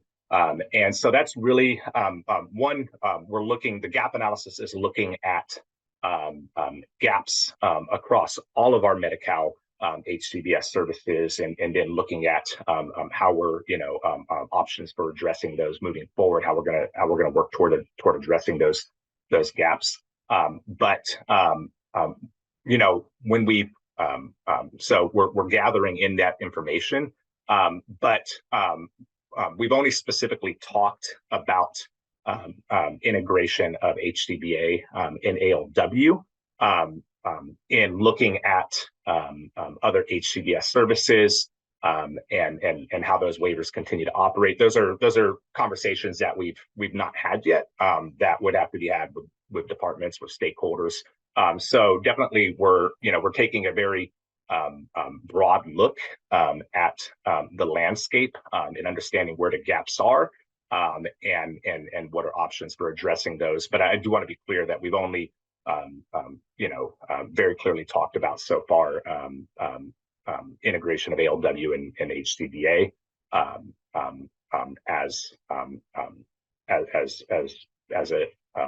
a goal at this point for integration, and then we'll be looking to utilize the gap analysis as part of the means for again working to identify how we're working to address these gaps moving forward.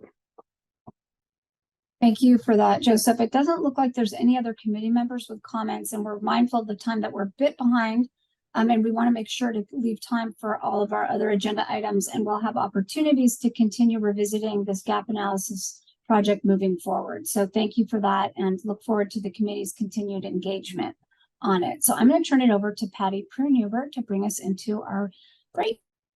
Thank you, Sarah, and thank you to all the presenters during the first half of this meeting. The good news is we had a very rich discussion, and the bad news is we are a little behind.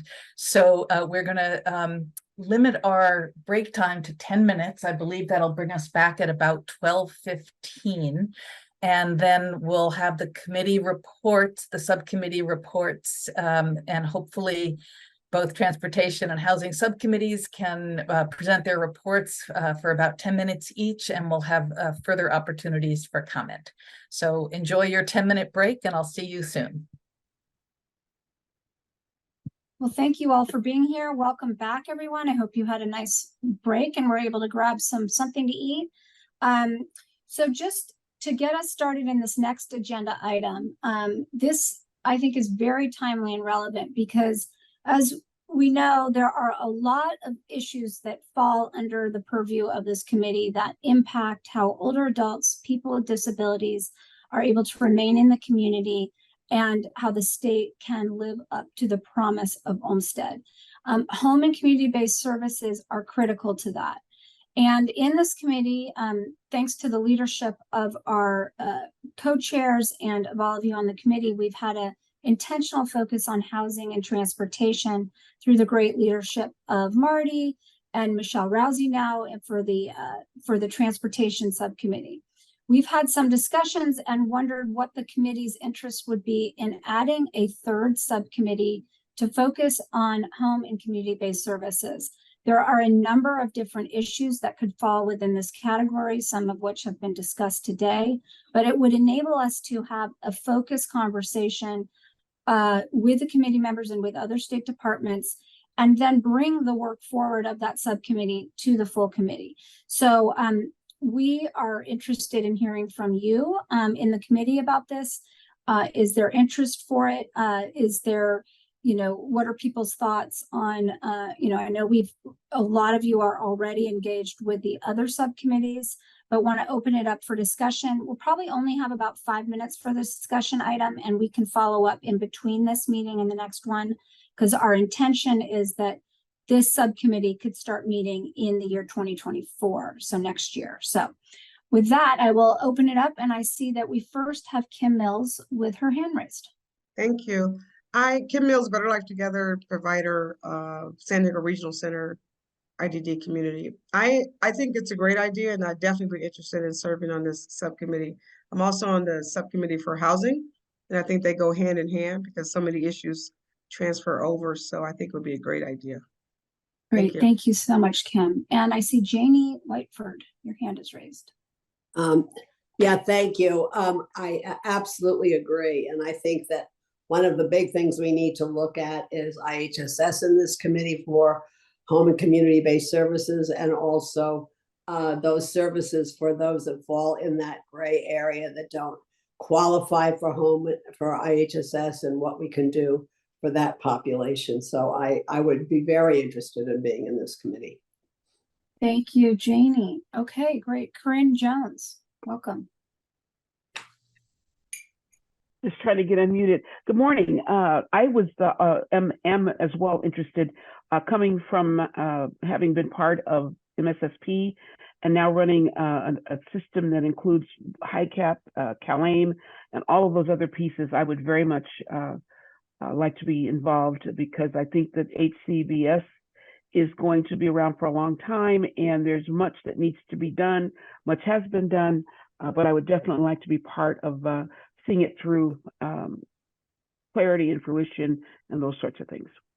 Right, thank you so much. And I think that what we'll do is have opportunity for you all to weigh in with who's interested in serving, and then we'll give some consideration to how we might facilitate the agenda items and focus the discussion, since there is so much that could fall under the purview of this. So I see Peter Mendoza has his hand raised. Thank you, Sarah. And I should say for the record, I forgot to mention earlier, I work for the State Council on Developmental Disabilities as a community program specialist in the Sacramento office, but I'm here as myself, as a person who utilizes LTSS. I think that I would also be interested in serving on this important committee, as we know that there's a lot of issues with, system and program coordination, workforce shortages that affect people with intellectual and developmental disabilities, and it's a cross disability issue. Not to mention being able to drill down on some of the barriers that, well, IHSS is an important program. It's a major safety net program. We've heard from users that there are some systemic barriers. So I think this will go at least part of the way to help us drill down on some of these issues, and then come back to the full committee for recommendations. Right. Thank you so much, Peter. And I just want to be mindful that there are many, departments that obviously operate home and community-based services programs. So we will want to make sure that we're not having duplicative conversations outside of other stakeholder meetings that might be being run in other settings, but that this is kind of cross-cutting issues that overlay many different systems. And I think where this committee intersects. So we can think about how to structure those discussions. Debbie. I love the concept of it. I apologize. I was a little tardy back to the party. So if I missed something important, forgive me. Yes, HCBS is like one of the most crossover things in the world. So is there like some little description of what exactly this includes? Because I mean, some of us who have worked in this area for 21 years still are not clear. So I think it would be extremely helpful. And I do want to say, because we have had an incredible experience, I'll speak for myself, on the transportation subcommittee of Caltrans coming, of the California Transportation Commission coming. So, I mean, we've had voices and ears in the room that we have not historically had. So how we formulate what we say this is and who we invite is really important. Absolutely. So having a clear definition of what it includes would be helpful. I completely agree. And I think that together we will have to work through that, because I agree. We can't be everything all the time, because then we get nothing accomplished, right? So yet we have to really think carefully through what the intersectional issues are and how to effectively get engaged. So I think there will be more to come on this. We will follow up with next steps, with emails to the whole committee to make sure we get a sense of who's interested, and then think through kind of how to focus this work, and which might take a little bit, a few meetings to really think through all of those questions you've addressed, Debbie. So thank you for that. And with that, I don't see any other comments. I know we're behind on time, so I think it would be a great time for us to move. I can hand it over to Patty to introduce our subcommittee report outs. Thank you all.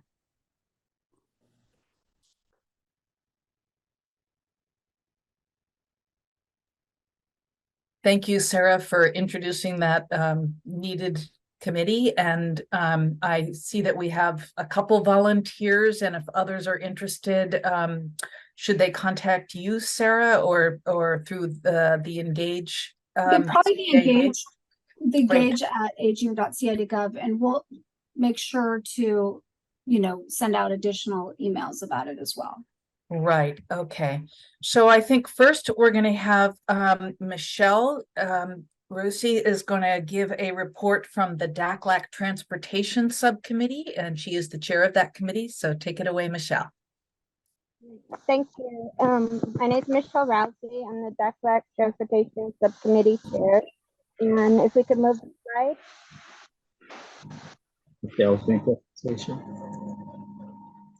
Begin with the end in mind. Imagine a world where everyone can get where they need to go.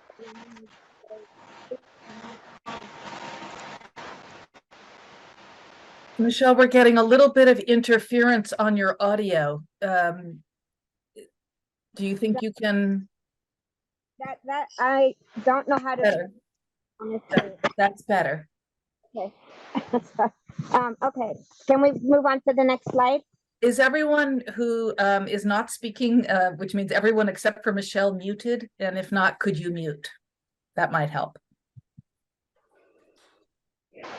That helps. That Great. helps.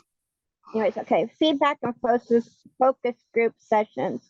Purpose: better understand the mobility needs of people with disabilities and older adults, so we can design an accessible transit network.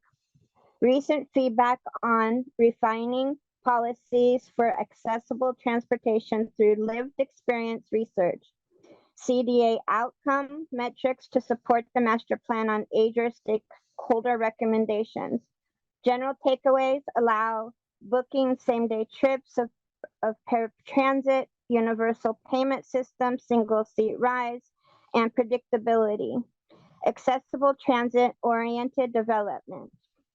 Reviewing state TODs, which is the Accessible Transit-Oriented Development, to ensure accessibility built into the program. On meetings hosted by Disability Rights California. Next slide. where we are heading. Development of specific recommendations to achieve the goals of the MPA transportation initiatives. Initiative 7, leverage state and federal infrastructure funding.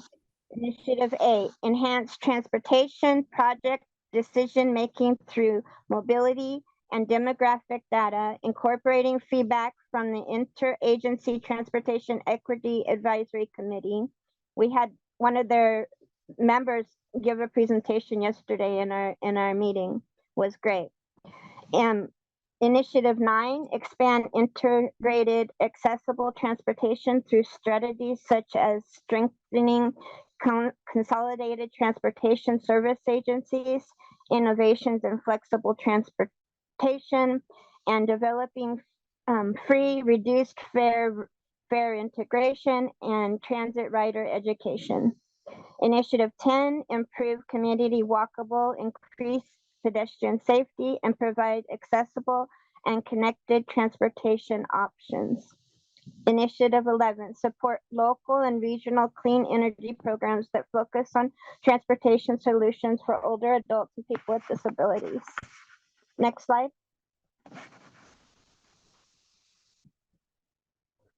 Whoops, there you go. Join the subcommittee. Monthly meetings are on the second Tuesday from 4 to 5 via Zoom. In the meeting structure, we're going to bring one presentation topic and one advocacy opportunity update, and it's an open discussion. We want policy support and information and education to go to the state and back to the full DACLAC.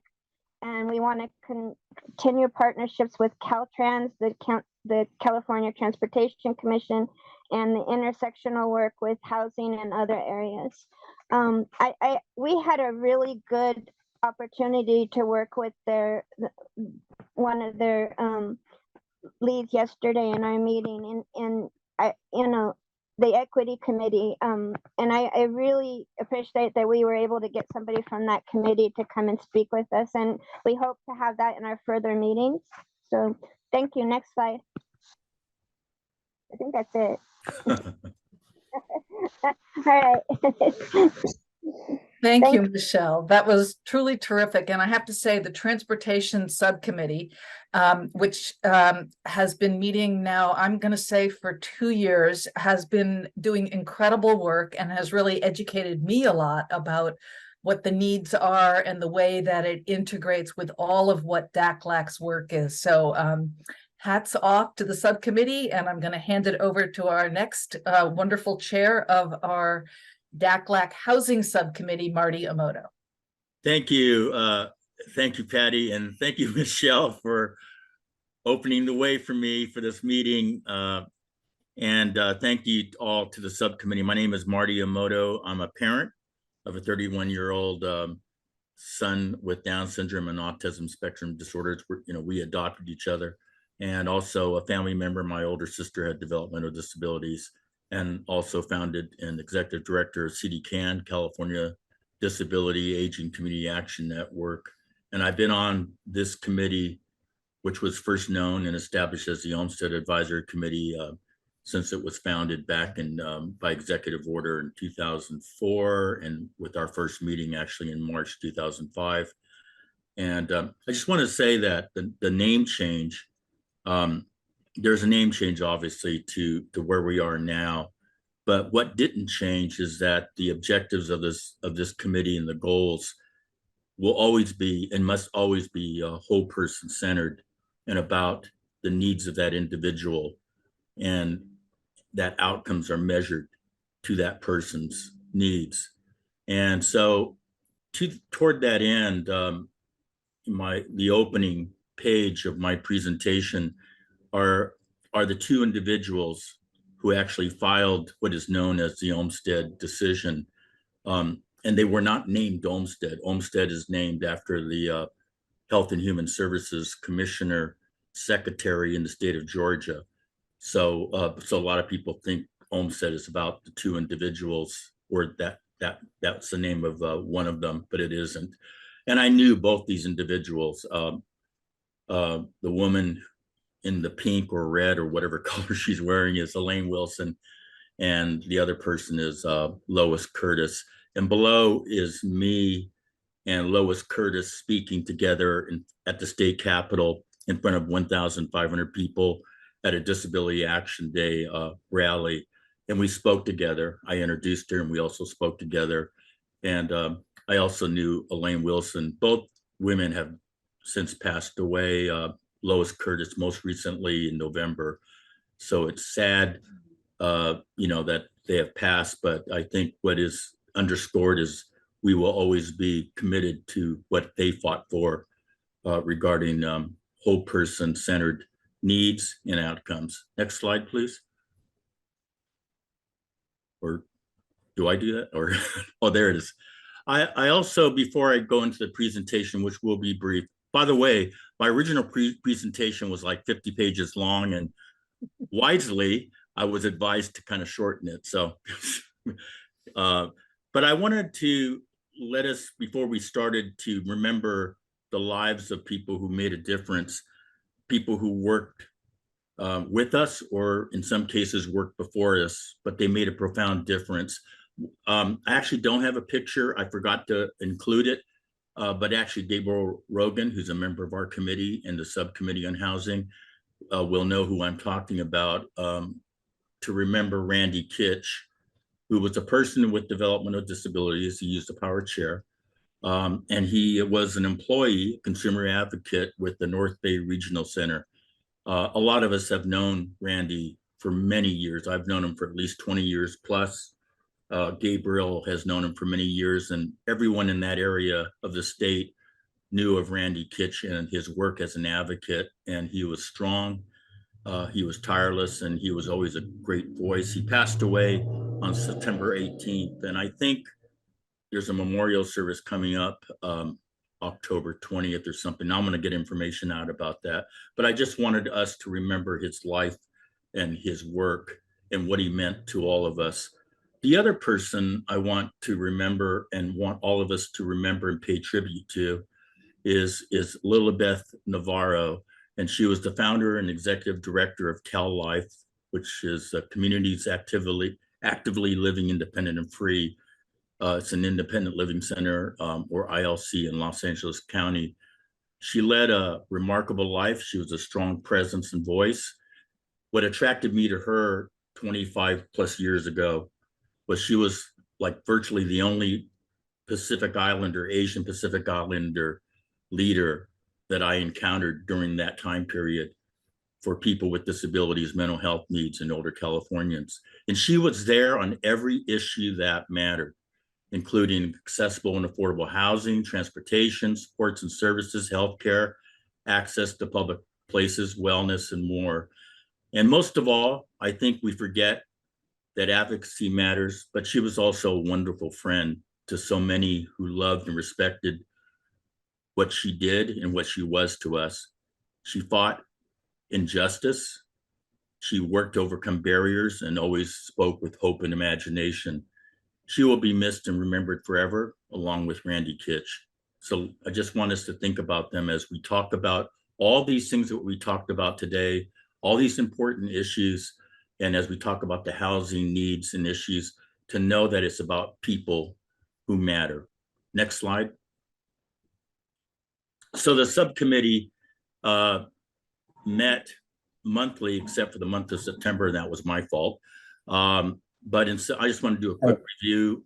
In July 2023, we met and heard presentations and have discussions regarding family home agencies under the Department of Developmental Services, DDS. It was also important to talk about this because it is a housing option that is being used or piloted by the Department of Aging. And the idea is to look at as many different housing options as possible because there is no single housing solution. The other one is the Coordinated Family Support Services, also under the Department of Developmental Services. That is a different model that allows a person, an adult with developmental disabilities, to remain in their own home and still get services.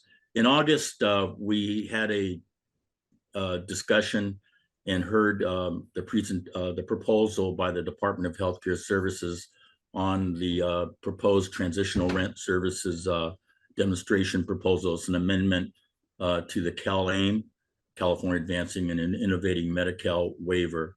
It was a good discussion, and appreciate Glenn Sang from the Department of Healthcare Services for presenting and also hearing our input and comments. And we'll have to see where this goes, because we had that meeting just before the public comment period ended. Next slide. Did we have? In October, we had several agenda items that we discussed. Most prominently, we discussed two.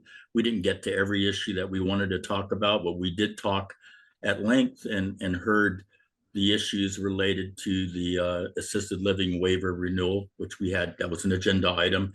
And that was very useful in terms of the comments that people raised. The second one that was tied to that, but was also tied to the other housing issues, was the ongoing critical shortages of people to provide supports and services in the home. That's directly linked to whether a person can stay safely in their home. And this includes IHSS, also other types of services in the other systems, including supported living services. It's not an advocate who raised a public comment said it's the elephant in the room about staffing shortages. And I responded in the chat, it's not the elephant in the room, it is the room. It is the home, it is the house.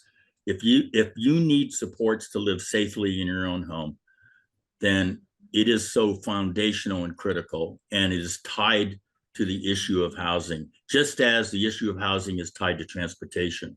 And it goes back to the issues of why the Olmstead ruling or decision or the lawsuit was filed in the first place. Two women from the state of Georgia who had developmental disabilities and mental health needs were not able to move out of an institutional setting because there were not sufficient supports in the community. And I think it goes back to the heart of what we talk about regarding community living. We also, so we didn't come up with a solution to any of these issues, but these are going to be ongoing discussions that we're going to have. And by the way, I really appreciate Justice and Aging and Patty in particular for the public comment letter that they shared, and also she helped discuss, because I thought the letter was very good in outlining many of the issues that we all shared and felt strongly about. Next slide. And the final one. I'm standing in the way of lunch, so I'm going to go fast. So these are the action items for the subcommittee. It's not totally complete, that we're going to be looking at in the coming months. And it's to identify housing issues and needs across the different departments. And why is this important? Every department, or many of the departments, especially under Health and Human Services, but also under other agencies such as Department of Health, Department of Housing and Community Development, have various programs or opportunities and initiatives regarding housings that people with disabilities, older Californians, people with behavioral health needs, and others have a right to access. But because they're in a different system silo, they may not even know about it. And often they don't. And there's different tools and assessments to see if a person's eligible and qualified to access those services. So we're going to hold meetings with those department heads to really outline what services regarding housing they offer. The second item is housing elements that are linked to CalAIM. That's the California Advancing and Innovating Medi-Cal. That includes the various waivers. Also a discussion that we're going to plan on behavioral health programs and initiatives and the housing elements that are linked to those. There's a bond measure that's tied to the governor's proposal on modernizing the behavioral health system that is scheduled to be on the March 5th of March 2024 ballot. That has a housing bond measure linked to that. But we want to know more about the implementation and about how that works with people with disabilities and people with behavioral health needs and older Californians. We also want to look at housing issues and needs that local counties and cities operate and provide, and to see how we can work with them and develop linkages, and to see if there's barriers to accessing those services and housing services that are local, looking at tools that they use, including coordinated entry tools, system tools, and other tools like that that may be barriers to accessing housing services. The other is, again, we mentioned before, was looking at how did the direct care supports and services in the home, the staffing shortages, have an impact on housing, and how we can work to advance potential solutions.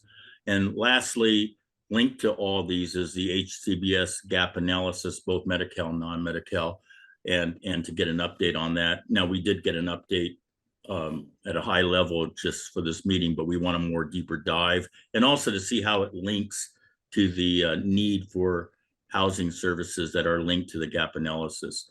So that is it. But I do want to thank, first of all, the subcommittee members, because we had to move around some of our subcommittee dates. Hopefully we'll stay on a schedule. And secondly, I also want to thank the Department of Health, the California Department of Aging. The staff has been absolutely terrific in working with us and facilitating these meetings, sometimes at the very last minute, and they have been absolutely wonderful in helping us. So I'll turn it back over to you, Patty. And by the way, Patty, I just want to thank you for being the co-chair of the full committee and also providing your expertise and commitment and tremendous advocacy to the housing subcommittee. I know you're going to continue on the subcommittee. That's right. But, that is right. but you have been remarkable. So I really want to express my appreciation to you and Justice and Aging. So thank you. Thank you, Marty. And I think I want to thank all of the chairs. We had Debbie Toth as a past chair of the transportation subcommittee, and now Michelle Rossi has taken over and is doing an excellent job. And Marty has been our fearless leader in the housing subcommittee. And each meeting, if you feel like, gee, we are covering so many topics here at DACLAC and we're just kind of touching the surface, the subcommittees are an opportunity to really dig in, ask questions, be in a smaller format, have agency staff present, and CDA has been terrific about supporting these subcommittees and their work, knowing that that's where the real action happens. And one of the things that I think you'll see in both committees, and I imagine in the HCBS, is a desire to see action items come out of these committees. So now I'm going to open it up if people have any comments before I open it up for public comment. Is there anyone, any stakeholders who wanted to make a comment about these two committees? And I did put in the chat that if you are interested in joining one of these committees, contact CDA and indicate which committee you are interested in. So I can't see hands. Robert, Patty, it looks like we have Robert and then Debbie. Great. Robert. Okay, well, thanks to Michelle and Debbie for what they're doing in transportation. And please see that we get free transportation and low transportation, not only with people with disabilities, but seniors. This is the way we're going to encourage transit agencies to definitely increase ridership in moments that they need all they can to keep service running for all of us. Thank you. And Debbie? Yeah, thank you, Robert. I agree. I mean, transportation needs to be affordable and accessible to everybody, and I think that's the goal. I wanted to lift up in the chat, there's a comment from Kate about renaming the transportation subcommittee mobility, or to include the word mobility. And I want to invite you, Kate, to join the next meeting and have this conversation with the committee, because mobility, historically, we've used, at least in our adult day healthcare settings, talking about mobility within a room as opposed to out in the broader universe. And now in the transportation universe, we are talking about mobility as transportation. So we're sort of at this point where words are beginning to take on new meanings, and it's a very important conversation to have. So I would invite you to join. Thank you. Oh, are there other I see Lydia is saying, even though we can't have her on the DACLAC committee anymore, can she join the subcommittee, and we say, absolutely, yes, you're on. Okay, I'm gonna now, I think, turn it over for public comment.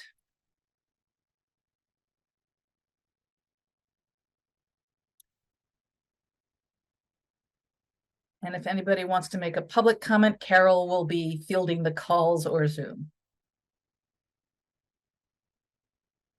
Carol, you're muted.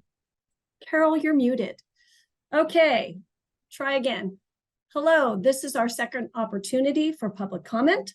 So please, if you're on the Zoom line and would like to use your raised hand icon, please do so. And if you're on the phone, you may press *9 and we'll go ahead and unmute your line. We want to remind you a 2-minute limitation so that we can get to everybody's comment.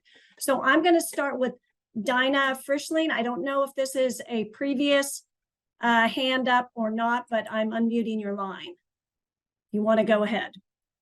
Maybe a previous hand that was not lowered. Okay, I don't see Dinah unmuting herself, so I'm going to go to Connie Arnold. Your line has been unmuted. Go ahead. Thank you, Connie Arnold, disability rights advocate, 30+ years. I would like to see if there's anybody on the phone lines that has any comments. I don't know if you've been checking, but my comment is that it gets difficult for individuals with disabilities to participate in hundreds of meetings that are going on oftentimes at the same time. I would like to see Governor Newsom step up to the plate and create a cabinet committee of persons with disabilities and experts to advise the governor and the state agencies on policies impacting persons with disabilities, which includes long-term services and supports, housing, and transportation. All state agencies should be listening to the expert voices of individuals with disabilities with lived experiences. And that is my primary focus. Also, I believe there needs to be a consolidation of HCBS state agencies and a grouping down that serve the same populations. And there needs to be surveys done from impartial, non-state agency surveyors of the problems and the lived experiences of persons with disabilities on an annual basis that is open-ended and designed to elicit real feedback from individuals with disabilities. Thank you. Thank you, Connie. I'm going to go to Christine Fitzgerald. I'm going to unmute your line. Go ahead, Christine. You can unmute yourself. Great. So where I serve as a Silicon Valley Independent Living Center advocate, I am speaking today on my own behalf as an advocate of over 30+ years. Anyway, I couldn't agree more with what Connie has elevated and so many others around the virtual table. I do want to raise a concern, and I know that as we move forward, we're going to try and make sure the links are there, but I will elevate the thinking that there is so much crossover between housing and transportation, IHSS services. All of these different things impact each other. The other thing that I'd like to elevate and have people think about a little bit is the idea of where there are or there will be shortages of jobs throughout the different sectors, as was mentioned in the beginning of the meeting. I'd like to elevate the concept that we work closely with the different nursing schools and other opportunities out there to assist folks in in assisting those that are getting an education, can not only receive hours for their education, but can also receive hours of time on IHSS providing those services to folks.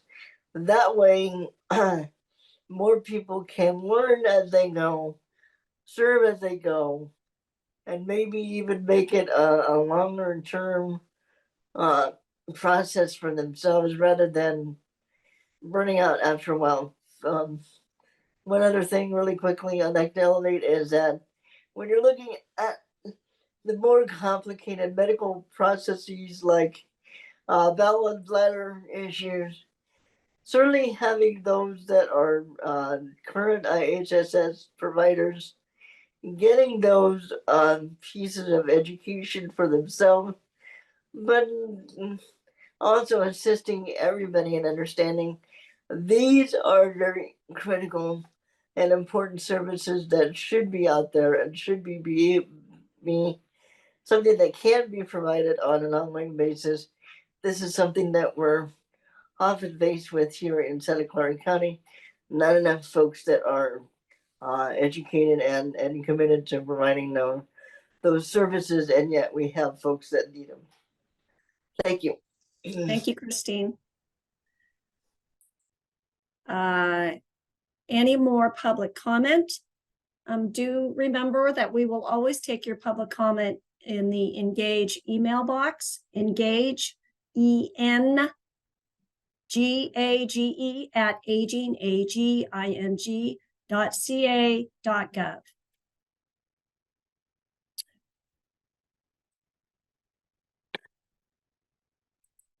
So there are no other hands up. I will turn it back to Patty and Sarah and Sherry. Okay. For closing remarks, and let's see. Here. Am I up first? I'm happy. Yes, why don't we, that's a great idea, Patty and Sherry, and then we can wrap it up with Joe and excellent. Yeah. Well, thank you all both for your participation and for your ongoing work to make California more accessible, age and disability friendly, and to truly embed the principles of Umstead in person-centered care and allowing people to choose the setting of their choice and live in their communities. I am so impressed with the work of this committee and the stakeholders who have been committed to this effort for over 30 years. I think, Joe, as you said, we've accomplished a lot, but we have work to do. We are not done. And I won't be disappearing. I will be continuing on the housing subcommittee, and I'm happy to come visit you all at DACLAC periodically. I just want to say that as we think about how to make DACLAC the most impactful that it can be, I think that stakeholders want to think about how they might participate by thinking about questions in advance once we know the agenda, so that there's an opportunity to have that informed dialogue. And one of the things that came out last year as part of the Master Plan Day of Action was to have DACLAC really focus on a few key recommendations. And I think going forward, that's a really important model that throughout the year, we'll talk about a lot of issues and a lot of important ideas, but that we chose sort of our 3 areas of transportation, LTSS, and rental assistance to prevent older and disabled people's homelessness. We really could focus our attention on those action items. So I encourage this committee to continue to do that. And I am very happy to have been able to be part of this. Thank you. Thank you, Patty. This is Sherry again. Thank you and Eric both for your strong leadership in leading this committee and so many of these important issues that impact people's lives. And speaking of impact, I know Eric is going to do a great job continuing his work and leadership and representing older adults and people with disabilities across the state in the impact committee as well. So, and I'm so glad I'll be continuing to be able to work with you in the housing subcommittee, Patty. I'm very excited to move into this new role and that we will be adding the new HCBS subcommittee to the discussions moving forward. Such an important issue, as we talked about, is broad, but there are many issues I think that we can focus in on and make an impact ourselves with some recommendations for a policy and procedural changes. I also just would like to close as encouraging members of the public who have been steadfast in participating in the DACLAC discussions to consider one of the open seats when the announcement comes out in the next month or so, as the state is looking to fill some seats on the DACLAC committee. For those that have left, that you consider nominating yourself or talking to colleagues about the possibility of serving in the capacity of being a member of the DACLAC.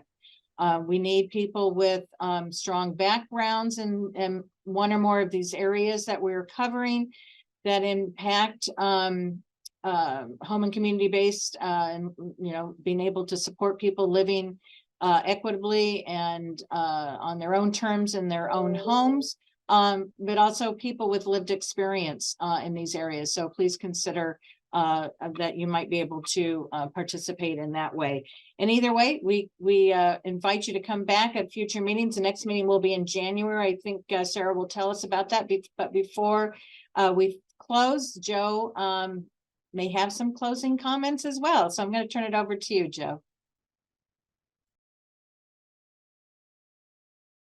And you're muted. Okay, no.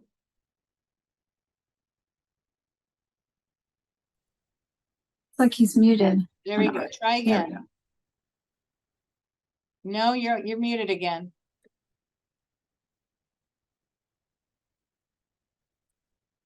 Let's see. Sorry, he has the power there. Oh no. Did we lose your audio there, Joe? Yeah.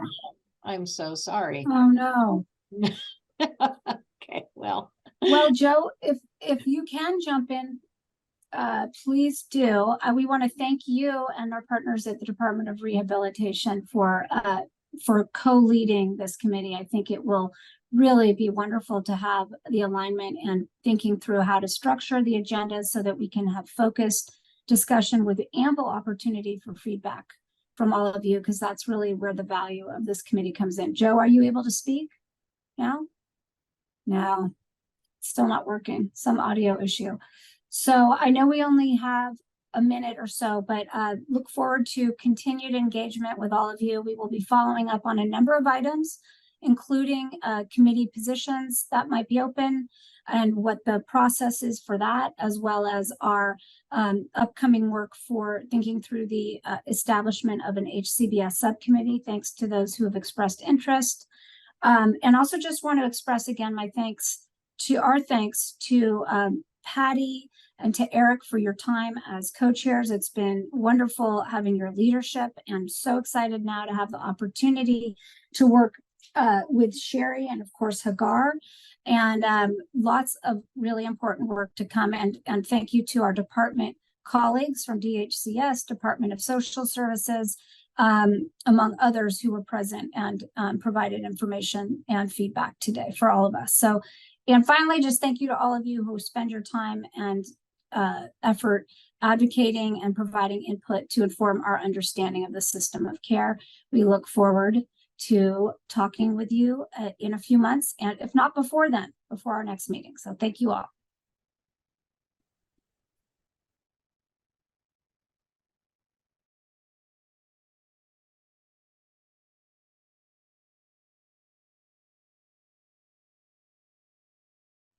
Thank you for joining us.